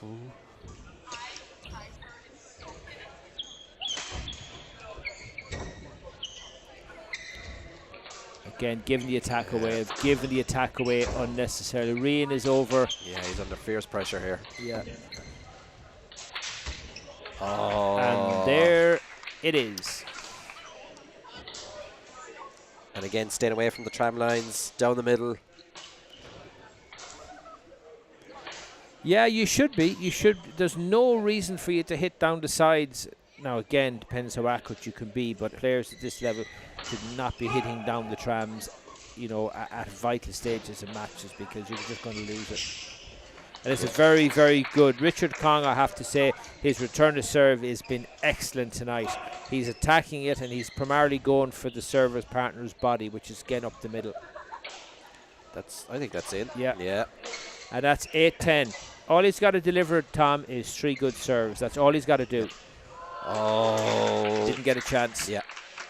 It was just too tight. But a good game of men's doubles. Very good game of men's doubles. And the point going to, obviously, Mount Pleasant Marauders, Adam Germain and Mark Cobb. And another important point for the Marauders, try to get that top place on the table. If we show from here the table the last day, so that Marauders will another point to try and keep them on top of the league, to grab those vital 2 spots to get to the final. Western Warriors puts them under pressure. Well, I actually don't know how the men's doubles went. Jack O'Brien, Owen Marin. Yeah. But the ladies singles, Mount Pleasant lost it.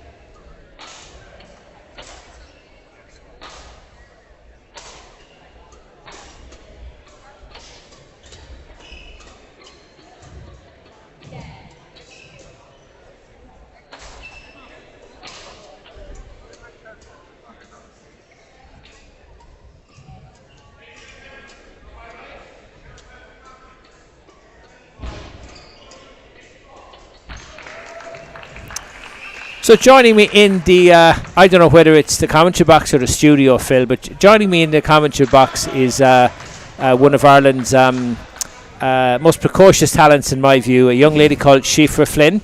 Shifra's had some. Shifra, thanks for coming in to speak to us. Thank you, Michael, for having me. You're welcome. I've been wanting to get you in a commentary box for a while, but I think you've been avoiding me up until tonight. Anyway, listen to me. You've had some great success recently. Tell us a bit about your. You were abroad in Belgium, weren't you? Yeah, I was playing the Victor Jot tournament under 17, and I won the singles. And me and Nicole Joy came runner-up in the doubles. Yeah, I have to say that's it warms my heart every time I hear about young Irish players going abroad, strutting their stuff, and bringing back some medals. And I mean, to win a tournament like that must have really given you an awful lot of confidence. Yeah, definitely. Like going into the Leinster under 17 Open, like the next weekend, I felt much more confident that I've had like good singles and. Yeah. I was actually umpiring at that last weekend, and I saw the game between yourself and Michelle, and I have to say, I've rarely seen quality of badminton that high, and I just thought it was fantastic that we have two girls your age that are that standard, you know, heading to the Europeans, you know, in really good fine fettle, as we say. So to come back from Belgium and win the Leinster Open was another boost to your confidence? Yeah, I was on a bit of a winning streak, so I was very happy and just happy to get the goals. Yeah. I have a question for you. What rackets do you play with? I play with the Astrox 88S. That's the Onyx, is it? Yeah. What kind of tension do you put into it? Because people are always asking about tension, and what do you put in, about 28? Yeah, 28. Okay. You like it reasonably tight then? Yeah. Okay. And what does the rest of the season hold for you? What's coming up for you now? I have the Austria under 17 Open next month, and I'm playing with Pranav and Nicole as well. Okay, so you're playing for three. You're playing 3 events. And what's your favourite event? Singles, doubles, or mixed? I think I know the answer to this. Singles. Oh, yeah. Okay, singles, yeah. And but it's never a bad thing when, like, you can play all 3 events. You always have 3 it's good to have the option to play all 3. Yeah. So what's your I suppose you will continue to play throughout, I suppose, the summer, will you, and train throughout the summer with Dan McGee and the guys in the NIA, yeah? Yeah. I have the European under 17s at the end of summer, so me and Iskander and Dan and BI will be training. When is that? That's in August, at the start of August. So that's not far away. No. Okay. And if my memory serves me correct, you have Chloe McGee travelling with you. Yeah. Okay. Well, listen, if ever you needed somebody in your corner when you're going into the heat of battle, I'm sure Chloe would inspire you guys even further. So yeah, I'm very excited to travel with her. Yeah. Well, listen, I think the performances you've been putting in, Shifra, have been incredibly impressive in recent times. Thank you, Mike. Genuinely really impressive, and I wish you all the very best for the rest of the season, and we'll be monitoring your progress from back home, and of course wishing you well. So Shifra Flynn, thank you very much for joining us in the commentary box. Thank you. Thank you.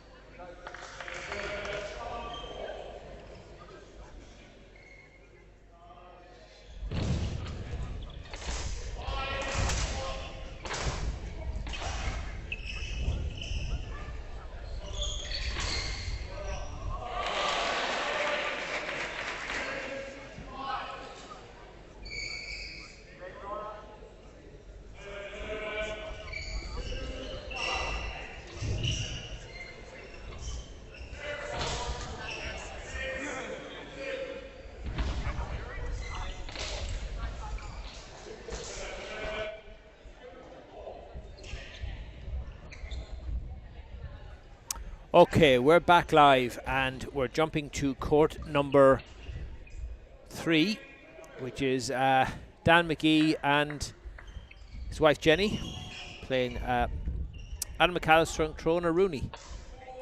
And I think the money would probably be on Dan and Jenny here, but from an experience perspective. But listen, who knows?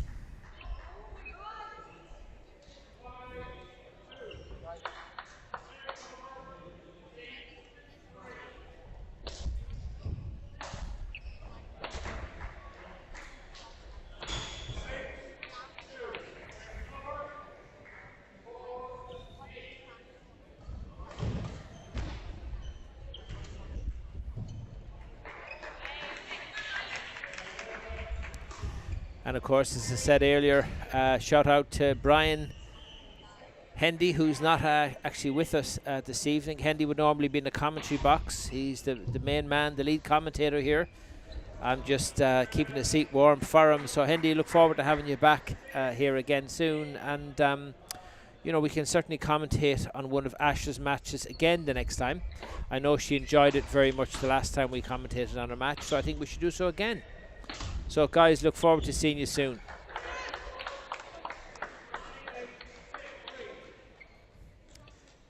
So Dan and Jenny 8-3.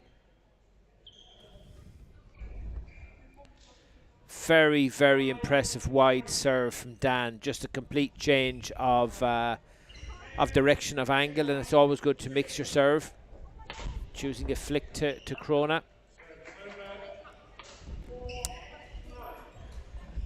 So I do think pretty soon that Adam and Crona should be using their power play, because they have 2 power plays left and they can only use 1 per set.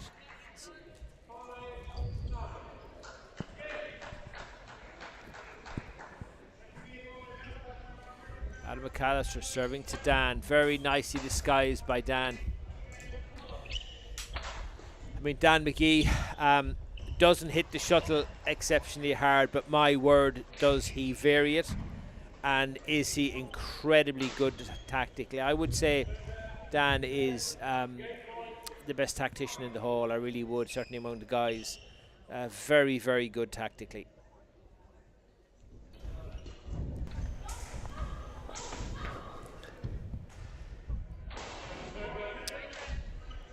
And it's 10-6. Now the guys really, really should be looking to play. Should they be looking to play a power play?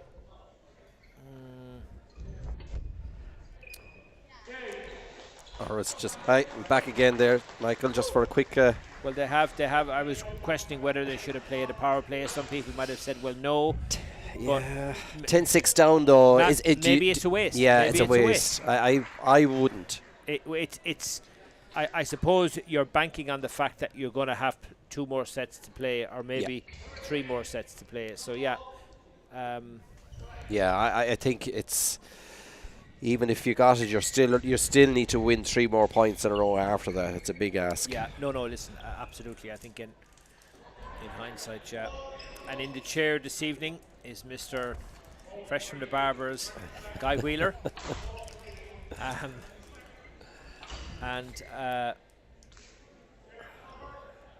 Also on the other court we can see Derek Cray, who is a level 4 umpire who can umpire in the European circuit, and was recently over, I believe, at the Dutch Open.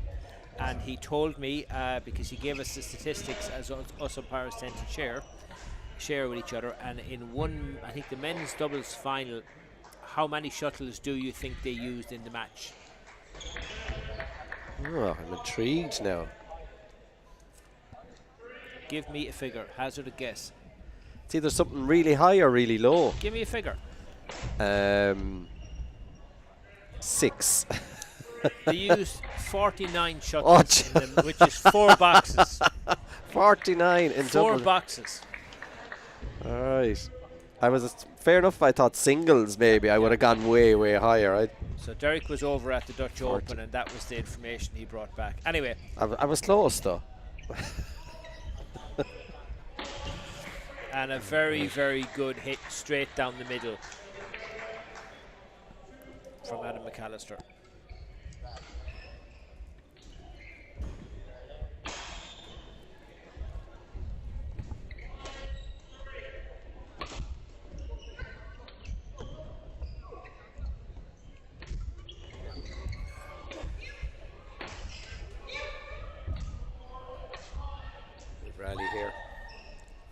course, They're trying to keep with Corona. There's a good switch there. Corona back up in the net. Oh, well done. Just couldn't get it. Had the pleasure of doing some commentary with Dan McGee for the National Senior Finals this year and the National Senior Championships in the NIA, and we had a bit of fun. Of course, Jenny now is using all her experience, telling the umpire there's sweat on the floor, which basically means that I have to wipe it down for health and safety reasons. And really, she's probably right, but even if there wasn't sweat there, they'd still be wiping it down to get a rest. And that, Tom, is what you call experience. Yes. Is that for her benefit or for Dan's benefit? No, Oh, I'd say in her case it's probably for Dan's benefit.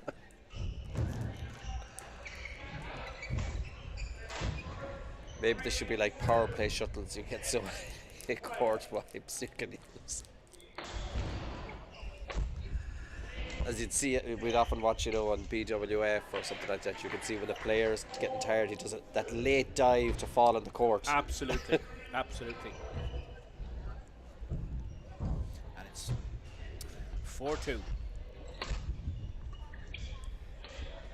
Yeah, she just couldn't keep it away from Jenny. Just sat in the tee there, picking up the loose. She's of course only 2 years ago Jenny was national senior ladies doubles champion with Orla Flynn. Phenomenal achievement. Of course, it's always a fantastic achievement when you win a senior title. But for her, I think afterwards she said she never thought it would happen to her again. So it just shows, for as long as you believe and work hard, it can happen. But she's a fighter, Incredible, incredible. She this year is the under 13 national coach with myself. We're travelling to I think it's Malmo later on in the year with the under 13 national team, so look forward to that. Very nice. Yeah, I'm not sure nice is the word because when you're travelling abroad with 8, 11 and 12 Fair year olds, enough, fair probably enough. not nice. I'm not so sure. You have to be switched on all the time. Yeah. Well, somebody has to do it. In fairness, they deserve to go abroad. And if you notice Dan's stance when he's returning, when he's defending, his right foot, he's not square, his right foot is much further back with his left foot forward, and the reason for that is it creates a bit of space for him to be able to turn the shuttle across court, whereas if his right hip is much further forward and level with his left, he doesn't have that opportunity. And that would have been a practice initially started a number of years back by Lee Young-dae, one of the Korean players who was absolutely world-class men's doubles and mixed player. So you'll see Dan now again in a minute when they get to defend.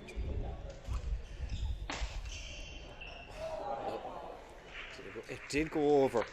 Yeah, I'm not. Yeah, just about snuck its way over. Yeah.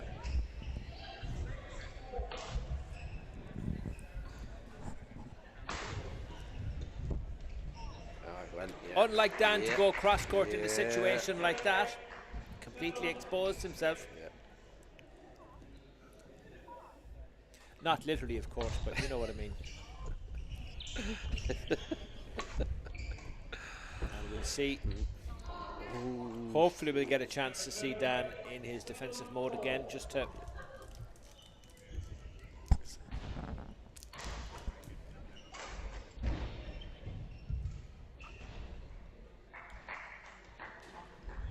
flick serve. Ooh, genuine, not typing for that.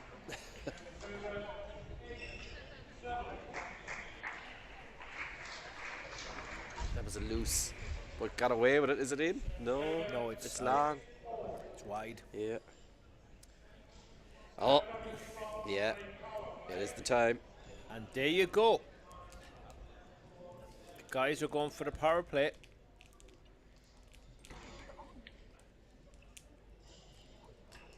She didn't. Not quite sure what happened there. I think maybe it wasn't in perfect nick, so just picked a better one. Ooh. Unlike Dan to put it in the net. Now surely they're going to go back and yes, had to. And now we have a power Yeah. play. So it's a case of anything you can do, we can do better. Here we go.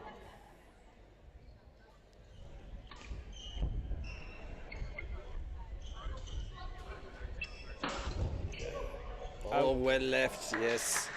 Again, how many shuttles have we seen put out the side of the court at crucial situations? Again, I've said it. You've got to hit towards the middle, and it is easier said than done. But as an ex-player myself, I know what it's like to be out there. But you've got to hit towards the middle when it's in pressure situations. You have to. True, but I suppose from the lift before that possibly wasn't long enough. Adam was able to smash from part of the service line and just probably made it a bit more difficult to play. She was in a very difficult position there. And I mean, to be honest with you, if you were to pick a woman to play mixed with, you wouldn't look any further than Jenny McGee in terms of her toughness, mental strength, tactical awareness, all of the above multiplied by 10 all day long. So, you know, she'll know exactly what she needs to do out there.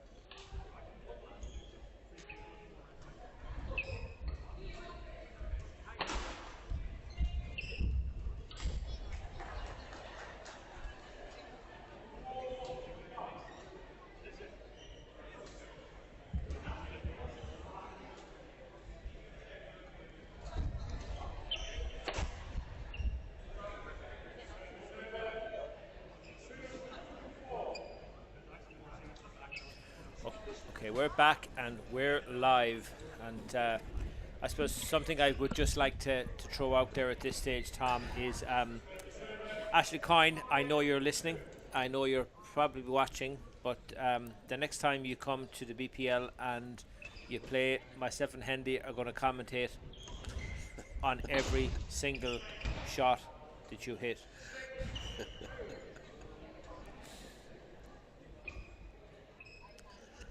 And we're not joking, we're deadly serious.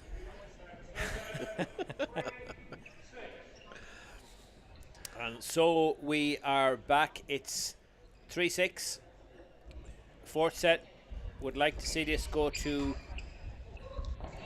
5, but I have a feeling it won't. Oh, time to take a little break there, yeah. Slow it down. Of course, Mr. Guy Wheeler will be keeping a very firm eye on things to make sure that play is continuous and people aren't taking breaks.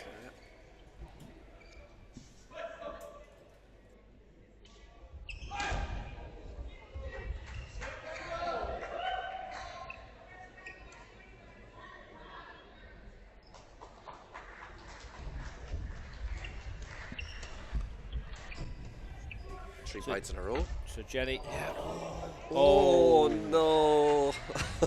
And if ever a net cord was welcomed, that's one right there. Oh, I see the smile on Dan's face. He can't believe it. Yeah. Jenny very far off the tee there now. Very far off the service line. I would like to see her probably because she knew Dan was flick serving. flicking, Yeah. Because there was a lot of space to the right then for a short return. She's Or very our far right. back as well, Yeah. so does this mean Dan is also flicking? Probably. Yeah. I don't know why Crona Rooney has taken that.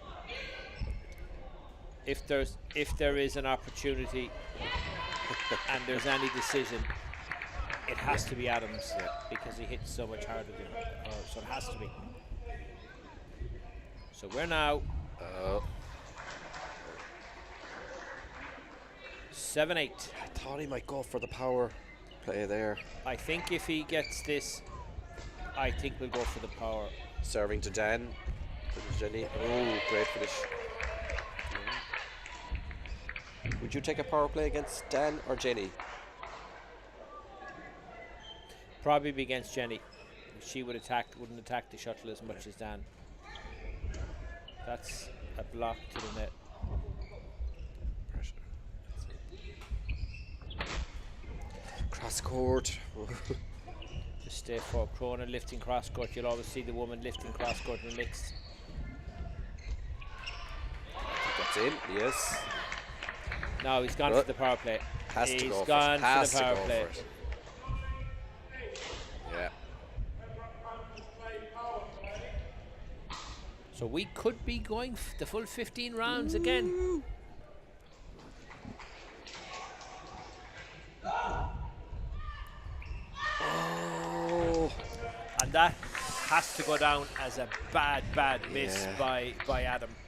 I mean, if you've got 2 points up for grabs, don't play to the net, play past the net. You've got to get the shuttle in play. If you play to the net, it's high risk. Oh, wild. Oh.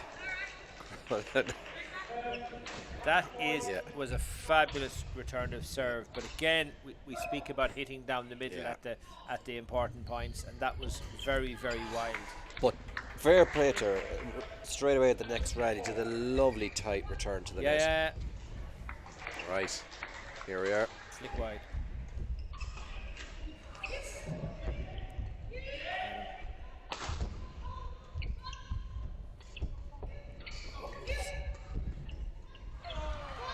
Oh! And you know what, Tom? The one thing I will say is it's always far easier to call things from the commentary box. Oh! because it looks so much easier than it is, and and in fairness, we're not in the heat of battle. No. Oh no, we are the hurlers on the ditch. We're the hurlers on the ditch, yeah. So here we are. It is 2 sets all. And this match is everything to play for. Now Mark Topping is out talking to Dan and talking to Jenny. Now really for this here, it will be about Dan and Jenny keeping their level up, keeping the energy levels and the spirits high, and trying not to make mistakes early on, and just keeping it very simple.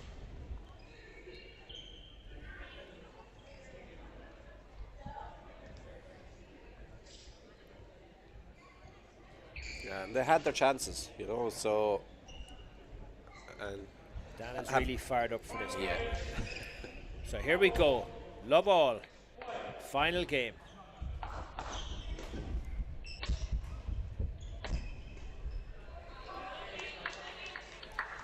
Yeah, one thing I would be doing if I was the guys at the far end, I would be taking it personally if I hit any shuttles out the sides. I would be making sure I hit towards the middle. It's long. If you hit it long by hitting it out up the middle, that's okay. Yeah. Don't hit it out the sides. Yeah. So straight away, the experienced pair are 2-love up. Oops. Yeah, late. Yeah, Ooh. Is that it? No, it's out. They've called it out.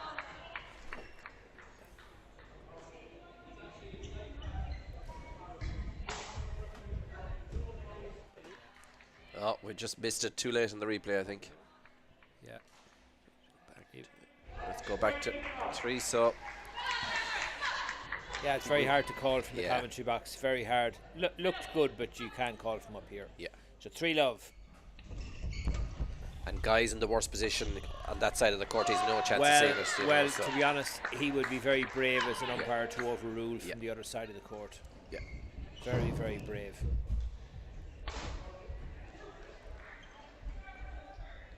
Just change the shuttle.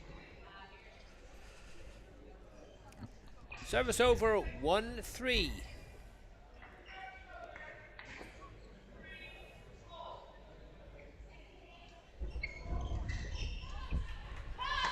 Ooh, 2-3.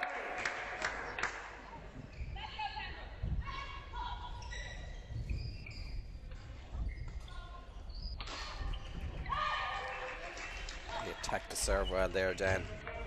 He's ready to pounce on it.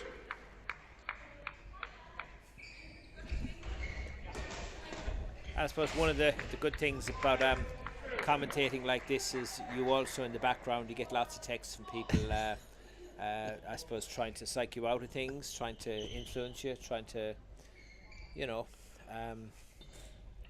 psych you out really, but we don't let that get to us up here, Tom. We're too professional for that. That's it. And Dan McGee using all his experience, doing what I call a chippy period. What do I mean by that? He's stepping out to serve at a different angle. Very good defence from Crona Rooney. That's very unlucky. Very, very unlucky. Yeah. It was just high. It kind of seemed to catch her over her shoulder and just. Of course, I'd forgotten we changed at 6 in the 5th set.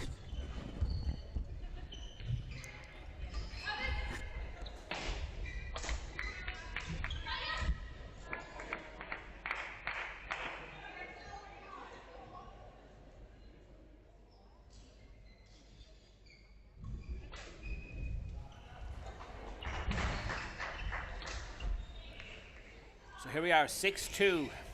Yeah, it's a nice lead to have in that last game. You know, really. Well, it's you know what, 6-2 to 11 is a big lead when you're playing against the experience of Dan and Jenny, who will know how to hold on to their lead. They should be favourites, strong favourites now to bring this home. Especially if they can win this next point, like 7-2 or 3-6 is a massive difference. Oh, lovely, great deception. Why Adam is not just pulling the trigger from there, I will never know. There's only one shot he should be hitting there. He should be going for Jenny with everything he has.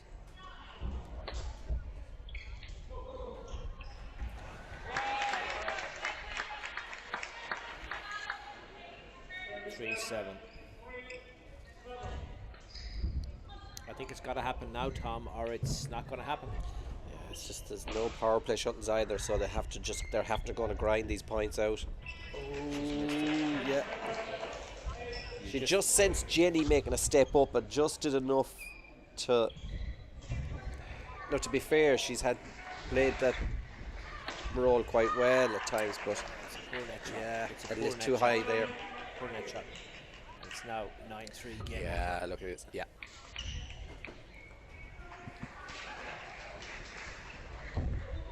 Good shot. Very good return from Adam McAllister. Very good return.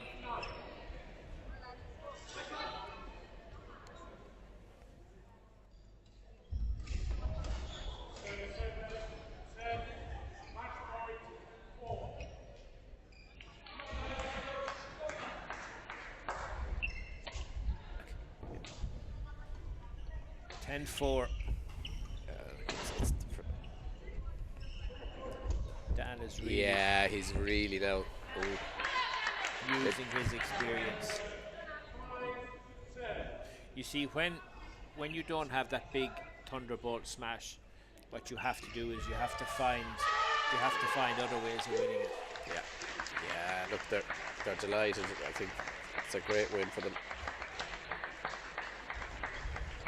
And might be actually in the BPL Jenny and Dan's first win together this season. I think. Yeah, I have a feeling it might be. So, because they haven't played actually all together every match. They have been together, and then Jenny played with. I don't remember who she played. So they haven't played together in every game. This, I think, might be their first win. So Okay. a good night in the McGee King household. Absolutely, yeah. And high fives from Captain Mark Topping. Very appreciative of that. High fives from the big man. That's it. Absolutely. Always a good day when you get a high five from the big man. Yeah, I've known Mark for many, many years, more than I care to mention. I had the pleasure of playing with his brother Bruce for a number of years, and were reasonably successful. Mark and Bruce went on to form a very successful men's doubles partnership at a later stage. But it's fantastic to see Mark still playing, because he's just back from playing at the All England's over 55s, I think, where him and Brian McGowan were narrowly, I think it was 21-18 or 21-19 in the third set for a medal. Yes, yeah, so close. And judging by the scores in the other semi, and judging by the score in the final, any one of those three pairs could have won it. Right. Yeah, I think it was, you say, it was 18 or 19. So close.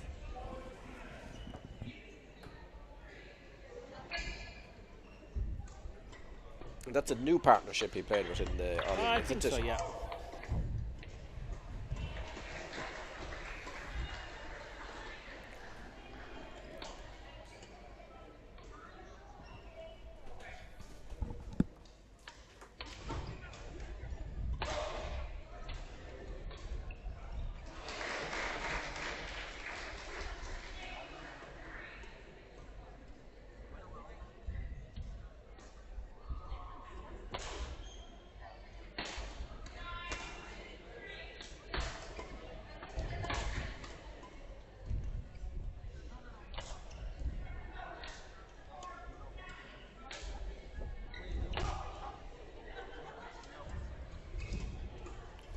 So we're back here with Mark Topping, Vicky Pesty against Louis Lyons and Kirsty Kelly. So this is going to be interesting. Louis Lyons, of course, plays with his sparring partner in the high performance setup, plays doubles, I believe, with Irwan Guan. A very, very solid men's doubles partnership. So it's going to be very interesting what way it's going.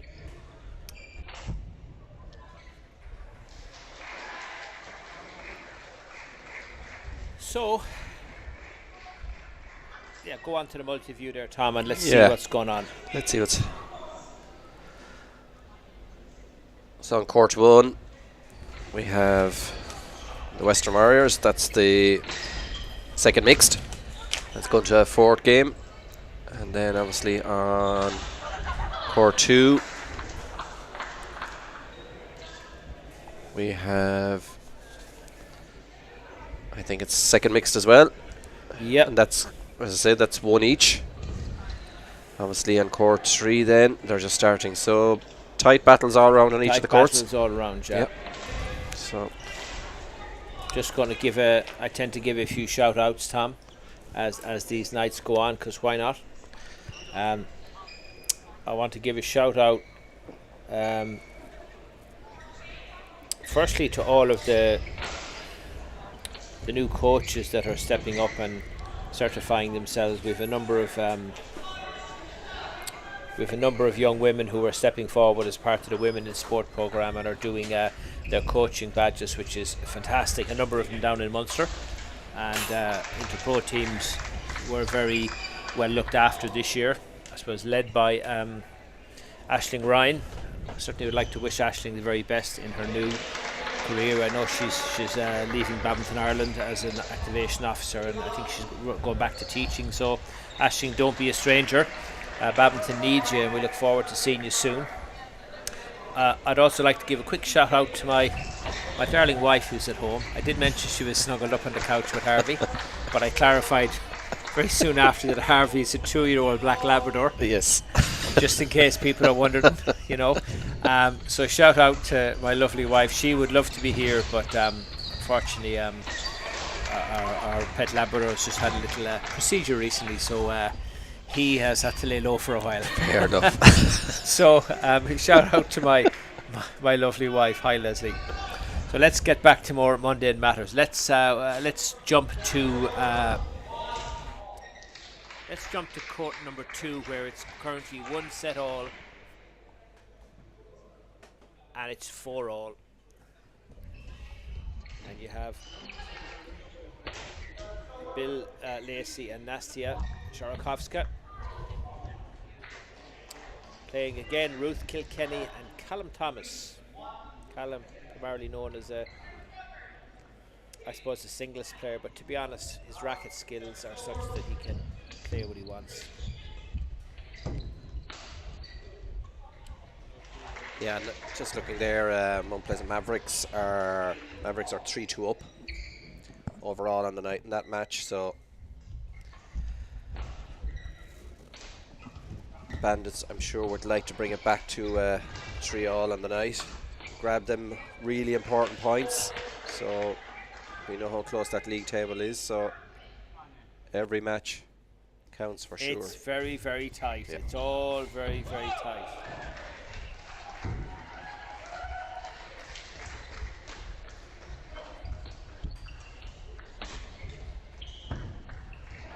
Oh, nice finish. Oh no, didn't go over.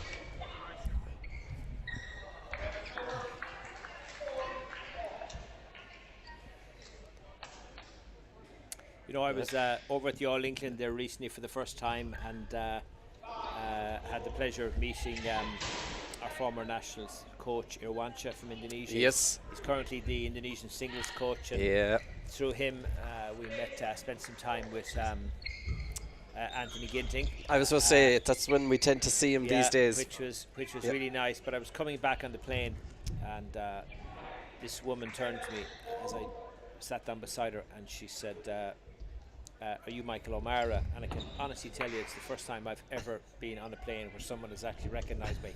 And I looked at her bizarrely, and she said, yeah, you're the under-13 national coach, aren't you? I said, yeah. And she pointed to her right, and was her son was sitting in the other aisle with his father, and he was grinning at me. Now her son is Benjamin, and he's about 9 or 10 years of age. He lives in Nhat Nguyen. So Benjamin, I'm just giving you a shout out tonight. I think he's probably here in the hall.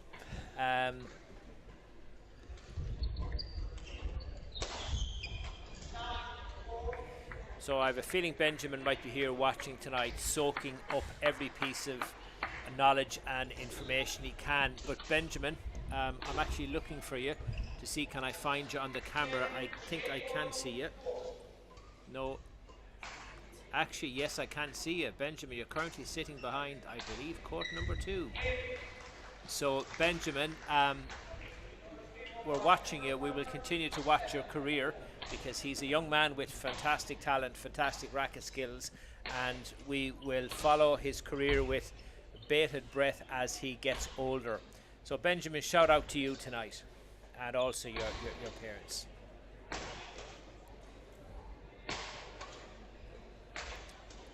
So, Willie and Nastia are 2 sets to 1 up. It's up to Ruth now, and it's up to Callum to really push forward, serve and return well, and just press the front of the court.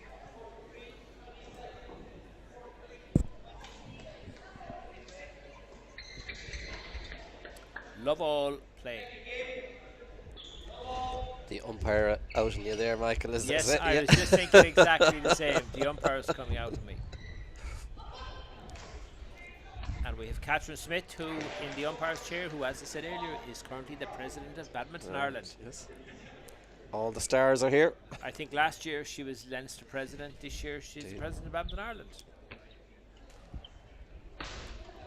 A busy job, I would imagine. A lot. Yes, you know, you're travel. supporting a lot of travel. Yeah, she sits on the board of Badminton Ireland as well, because she's the president. But fantastic woman. Yeah. Fantastic lady. And so, Smash Bandits rushing into a 3-love lead, Tom. Yeah. It's just flick serve and all. Oh. Let's see the frustration there.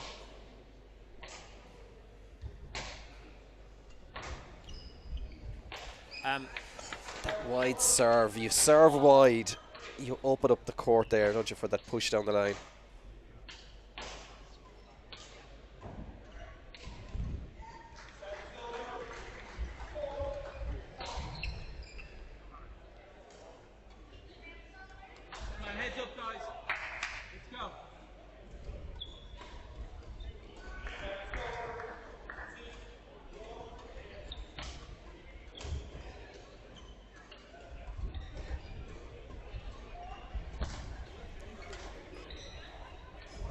Okay, the signals there going from Nastia back to Will. Which way she's going to serve.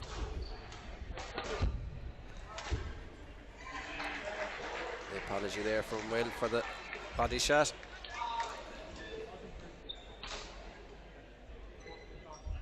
What's that? High to the middle maybe, is it? Or short low to the middle?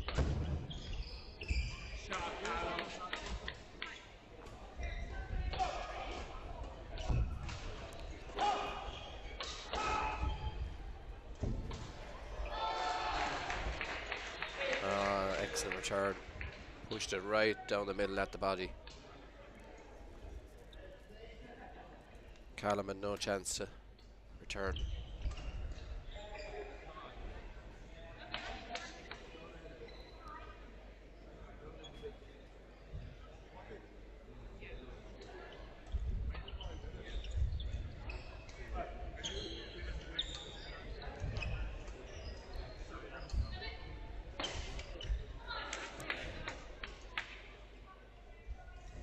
Both sides neither getting a run of points here. It's each pair just getting 1 or 2 points and the other pair coming back. So it's 6-all. This crucial 4th game. That's a lovely drop down the line.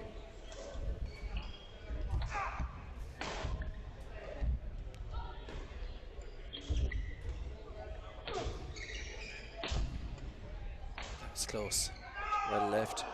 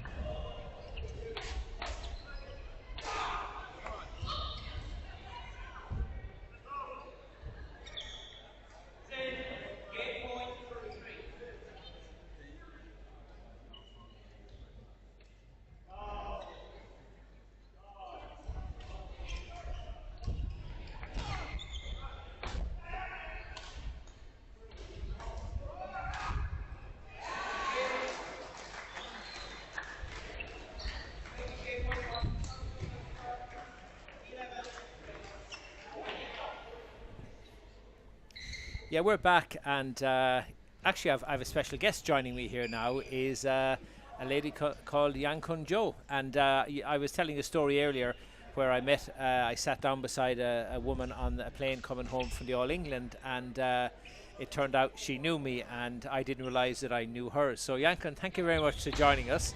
Thank you for having me here. What do you think of the Premier League? Oh, it's brilliant. Like, the quality of playing is really high, and it's so close. You're sitting so close to the court. You feel the speed, you feel the power, which is really brilliant. Yeah. Yeah, it's something that we tend to miss up here because we're away from you're it. up here. Yeah, so I can completely. It's so different.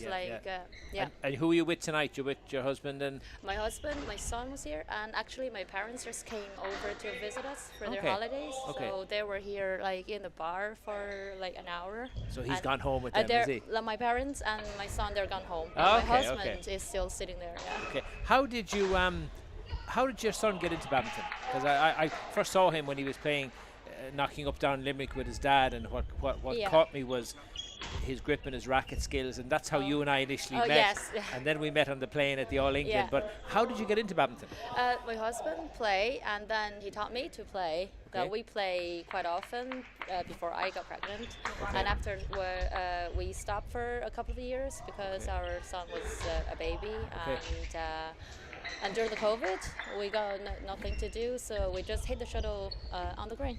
Okay, well. Yeah, so we started air badminton. And what's your club? We're in Mount Pleasant. Yeah, we Okay. know many of the players, but Okay. they probably don't know me because. Yeah. Well, I'm going to tell you a little story now. Is that Mount Pleasant Badminton Club is where I met my darling wife, and she's actually Yeah, you listening told tonight. me that. Yeah. So it's a small community, and Yeah. so your son loves badminton. He loves it so much. Yeah, he plays every day at How home. old- at how old home. is he? He's 8.5. 8.5. Yeah. And obviously, you guys took him over to the All England, which he loved. Yeah. Actually, my husband and I, we went to All England 10 years ago. Oh wow. Yeah, and we always find we want to go back, but our son was so little, and this year I find that's the right time to go there to mark the 10-year anniversary Oh of our wow. trip. Fantastic. And also he started play and he really likes it. So, So fine, he's okay, very, let's go. very. And what's it like being the mother of a young child like that who loves his badminton? I'm not so used to it, to be honest. I discovered so many things that I ever know about him before. I never know that he's so determined and he's so hardworking. Good. Yeah, I'm surprised. Yeah. Listen, I mean, somebody once said that talent means nothing without hard work. So that's fantastic. True. Yeah. And rumor has it he is a bit of a musician. Is that right? He plays piano Does and he? he sings. Yeah, he's Oh, still wow. doing both of that. Yeah. Okay. Well, that's always very useful at a badminton tournament, especially in the socialising afterwards. If somebody can sing and play the piano, that always we were leads to telling good him. things. Yeah, we were telling him like if he could have. We actually instead of telling that, yeah, because we met Connor at a music school concert, and Oh, wow. Connor was playing and Ben was playing. That's where we started to know that okay, your badminton friends can be met somewhere else. Yeah. It's a small Yeah. community. It'd be nice, like if they could throw like a concert before or after the league, which is brilliant. There you go. Yeah, just to Yeah. give the atmosphere, right? That's the food for thought. And as we say this, Philip McCone is looking across with us, and Oh, he's Connor is giggling. brilliant, He's yeah. giggling. He's giggling. Yeah, He's yeah, giggling. yeah. So, so no, that's fantastic. I mean, it's. I was quite struck by your son down in Limerick because I just happened to see the way he was holding the racket and his grips, and I turned to his dad straight away and said he's going to be really, really good. How old is he? 8. He's only 8. And then I met you on the plane. But it's yeah. Listen, it's fantastic.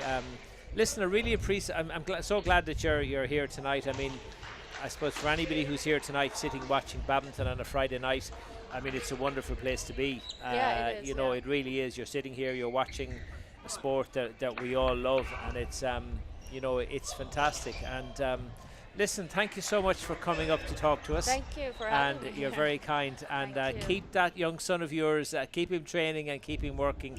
And I will be absolutely monitoring his progress because Okay. I know he's going to go on to great things. So Benjamin, I think by this stage you probably are still up, but maybe you should be in bed. Oh, I hope so. Okay, Yankun, thank you very much Thank for talking you, to Michael. us. Thank you. Bye bye. Bye.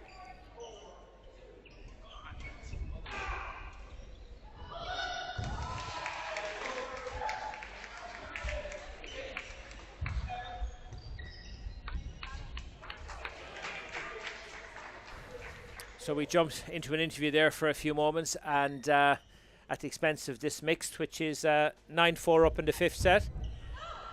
You definitely a woman you would want serving would be Ruth Kilkenny at this stage, and now she's serving at 10-4 in the 5th set to bring the point home to the Smash Bandits.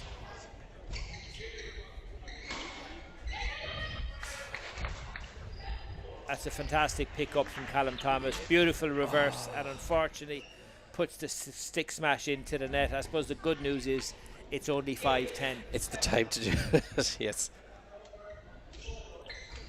And there it is. Yeah. Smash Bandits. Lovely half court turn of serve from Callum Thomas. That's a big point.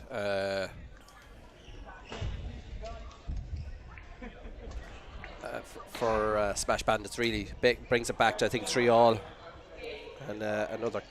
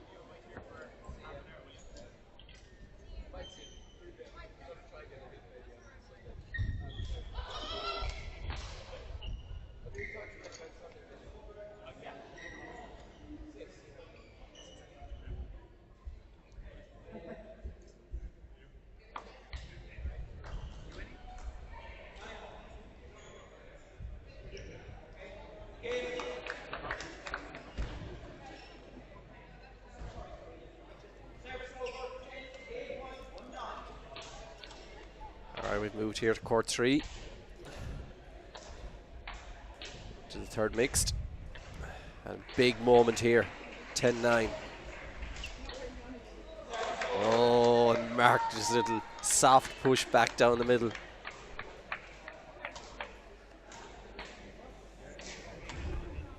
Looks for a fresh shuttle.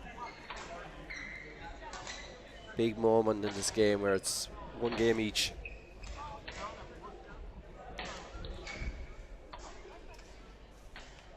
Mark serving to Louis. It's a bit high, it was too high. Yeah, and it's out. Yeah, just slightly loose serve, unlike Mark. Yeah, he's going back to just try it again. And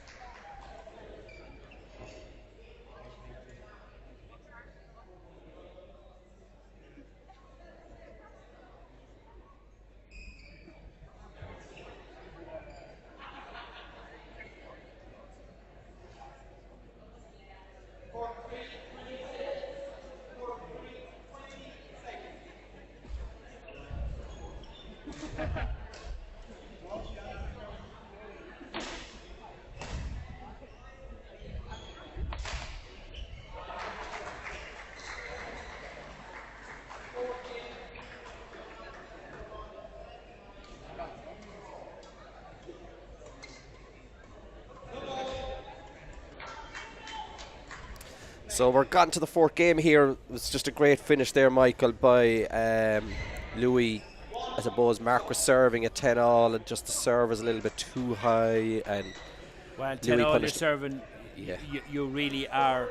You know, you're under a lot of pressure because the far end is really looking to Pounce. to intimidate Yeah, you, really.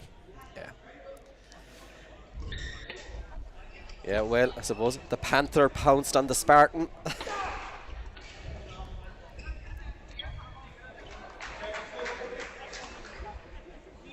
Louis Lyons and Kirsty Kelly.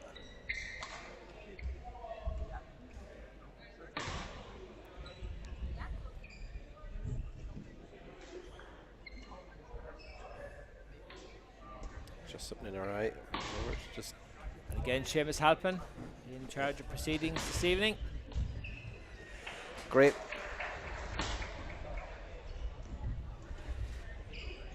One thing I like about Seamus, you can hear him call the score out on court. Well, you know, it's one of the things as an umpire, it's very important when you're being assessed. You've got to be able to do the basic things right, and one of them is you've got to be able to call the score correctly and call it so people can hear you and stuff like that, you know. Yeah, I think I've even watched a BWF tour, watching one match in another court, and I could hear Seamus on a different court, as I say, calling the score out. So.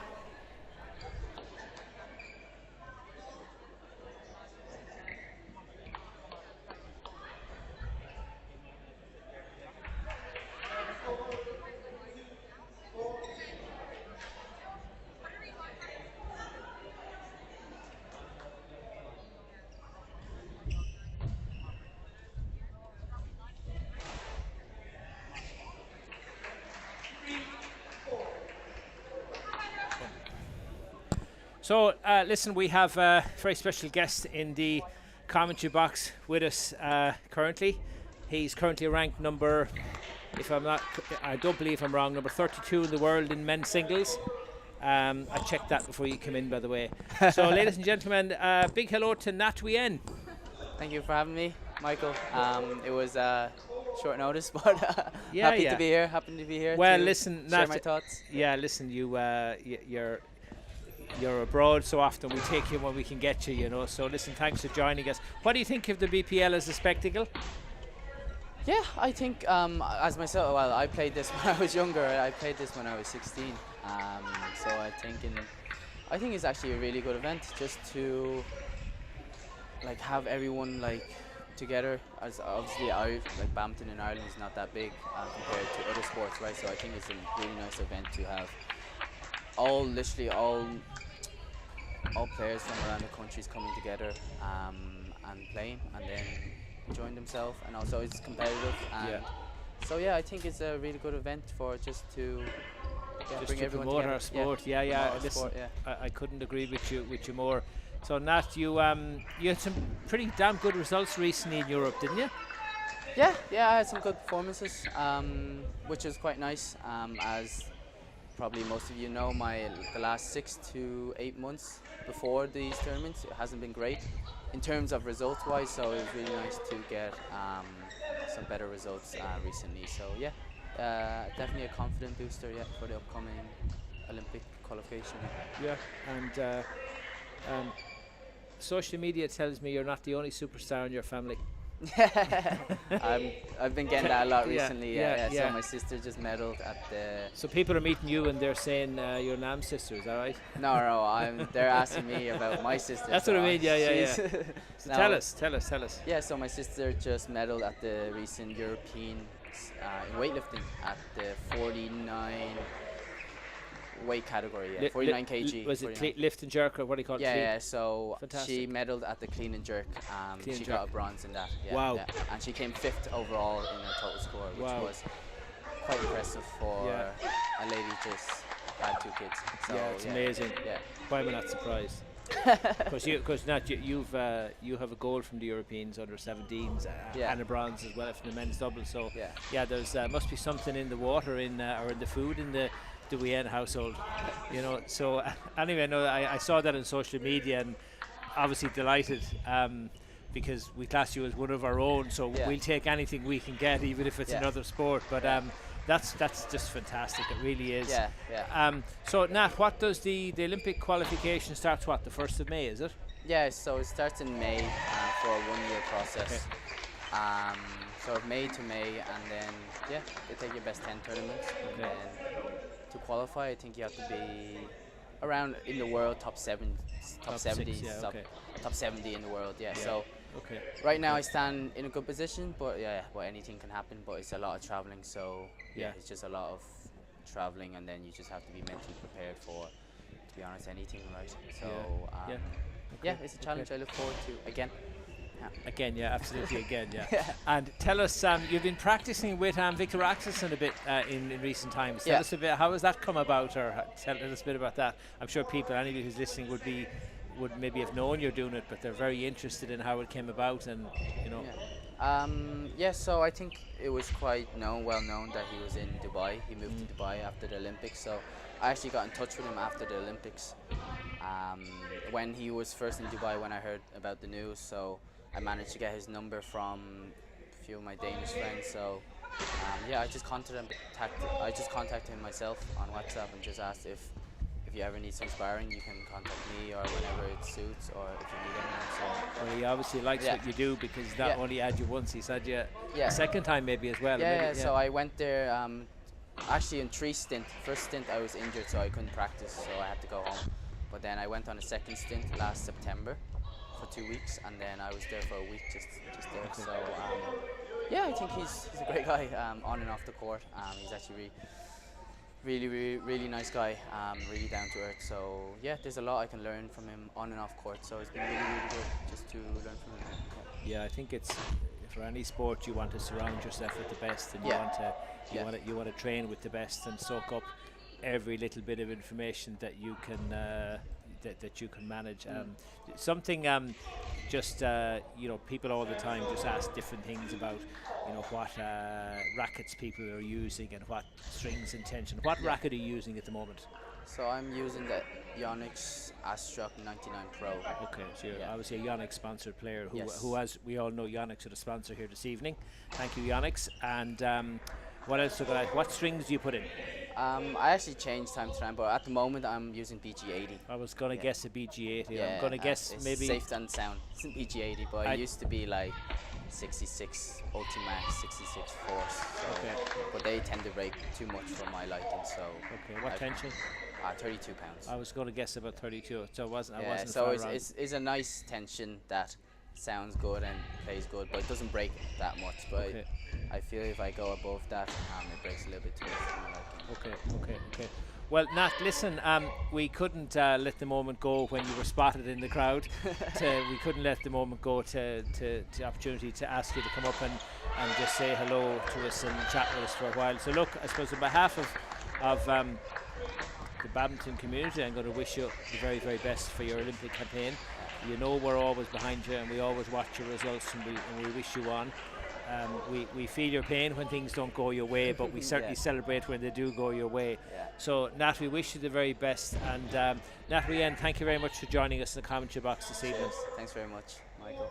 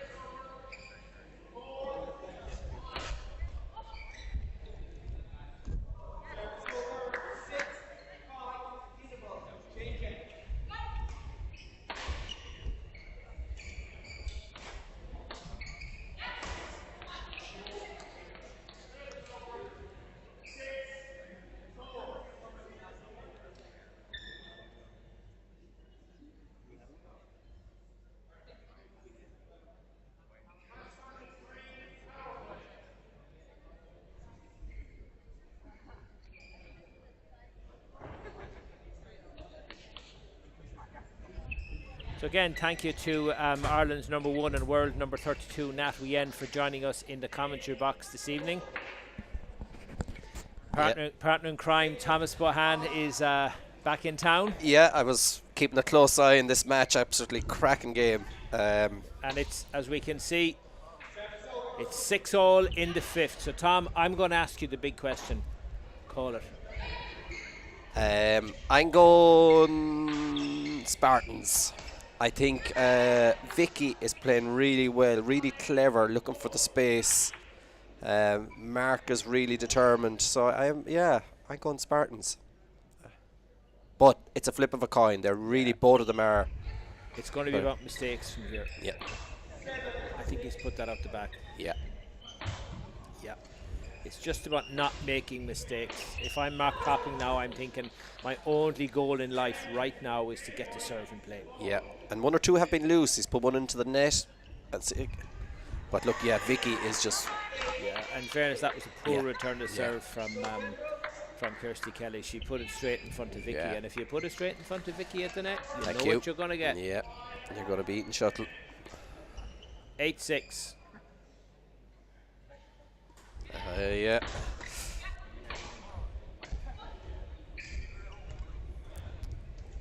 Great play.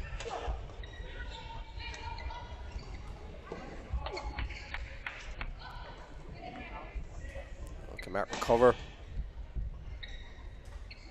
You see, he just never looked settled in that rally there, Mark. He always just looks slightly off balance. Or for me, the tactic here, if I'm in Louis and Kirsty's shoes, is to give Mark Topping no pace. If you give him pace, then he gets to stand and use his strong defence. You should be looking to move him. And we are now going. No, we're not. Yes, we are. Any left? No, you've none left. You've none none left. Seamus, let's give a smile to Vicky. No. It was worth a try. 9-7.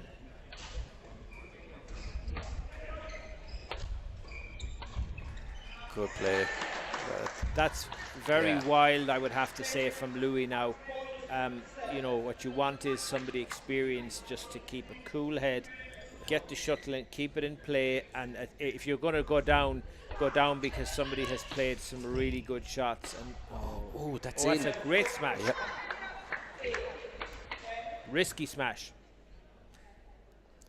Change the shuttle. And of course the players can look to change the shuttle at any time, but of course that decision rests actually with the umpire. If the umpire feels there's a change of shuttle for tactical reasons and the shuttle is okay, the umpire will say no, play on. Oh, confusion in the ranks there, 9-10. Ooh. I was chatting to Derek Cray recently, who was umpiring at the Dutch International, and in the men's doubles. Oh, and we have a winner. We have a winner. Great push into the space there by Mark. Fantastic experience. Just spotted it. I was just saying the men's doubles final in the Dutch Open recently, 49 shuttles, which is 4 boxes. Oh, well, they're not paying for them. You'd have to assume these shuttles weren't of great quality. So does that bring us to the end of proceedings tonight? We still have 2 matches going. Or 1, let's go. I think we can go to court number 2. But that just before we go on to this match, that was a great win for Fantastic. Spartans. Yeah, fantastic. Great win. You know, the topping pesty pair back on the BPL again. Back in business. Yeah, back in business. Absolutely, and it's nice to see Vicky back again. Yeah, I thought she played well. There was some great rallies there. She's a hell of a player. Yeah, and brilliant, great to watch. So here we have Cormac Megan and Ciara Dwyer, who are 2 sets up on Paddy Martin and Nhat Flynn. Nhat, of course, whose younger sister Shifra was in the commentary box with us earlier on. And a very strong badminton family. Orla, underage national, international all the way up, as in fact all the girls have. I think the older sister Sorka is here with them tonight, probably because the 2 girls are too young to drive. But all 4 of them precocious badminton players. That's a hell of a defence from Nhat Flynn. Brilliant, brilliant. 4-2. Of course, Ciara Dwyer, I believe her dad Mark is here this evening, who is a very proud Kiwi, very proud New Zealand rugby fan. Doesn't like it when I tell him Brian O'Driscoll would get into any New Zealand team ever as number 13. Doesn't like that at all. Isn't happy with that. But I think it's a fair shout.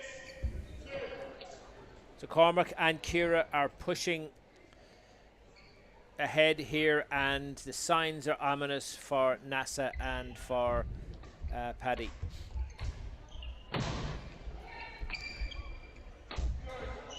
I'd like to see Nhat get forward far more than she is. She's got a tendency to stay back there. What you really want to do is push her forward in front of Paddy, because by her staying back, they're just conceding the attack all the time. Yeah.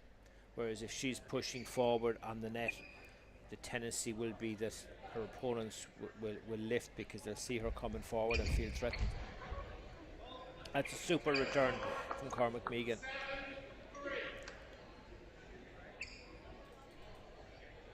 And with you might as well use your power play now. Yeah, might as well use it.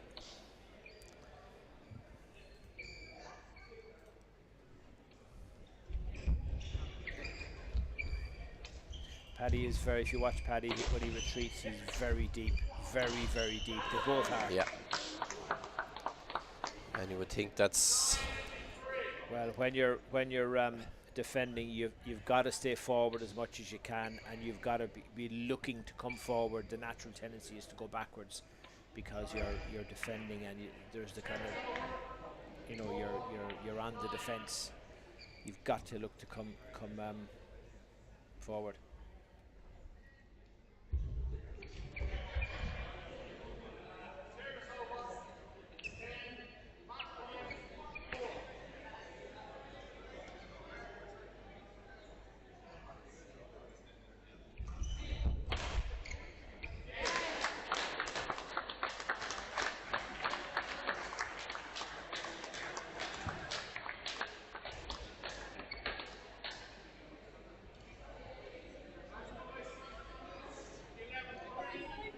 So very nice win there by Cormac Megan and Ciara Dwyer in 3 sets. And you can see the other Smash Bandits coming out to congratulate them. Derek Cray in charge of proceedings this evening.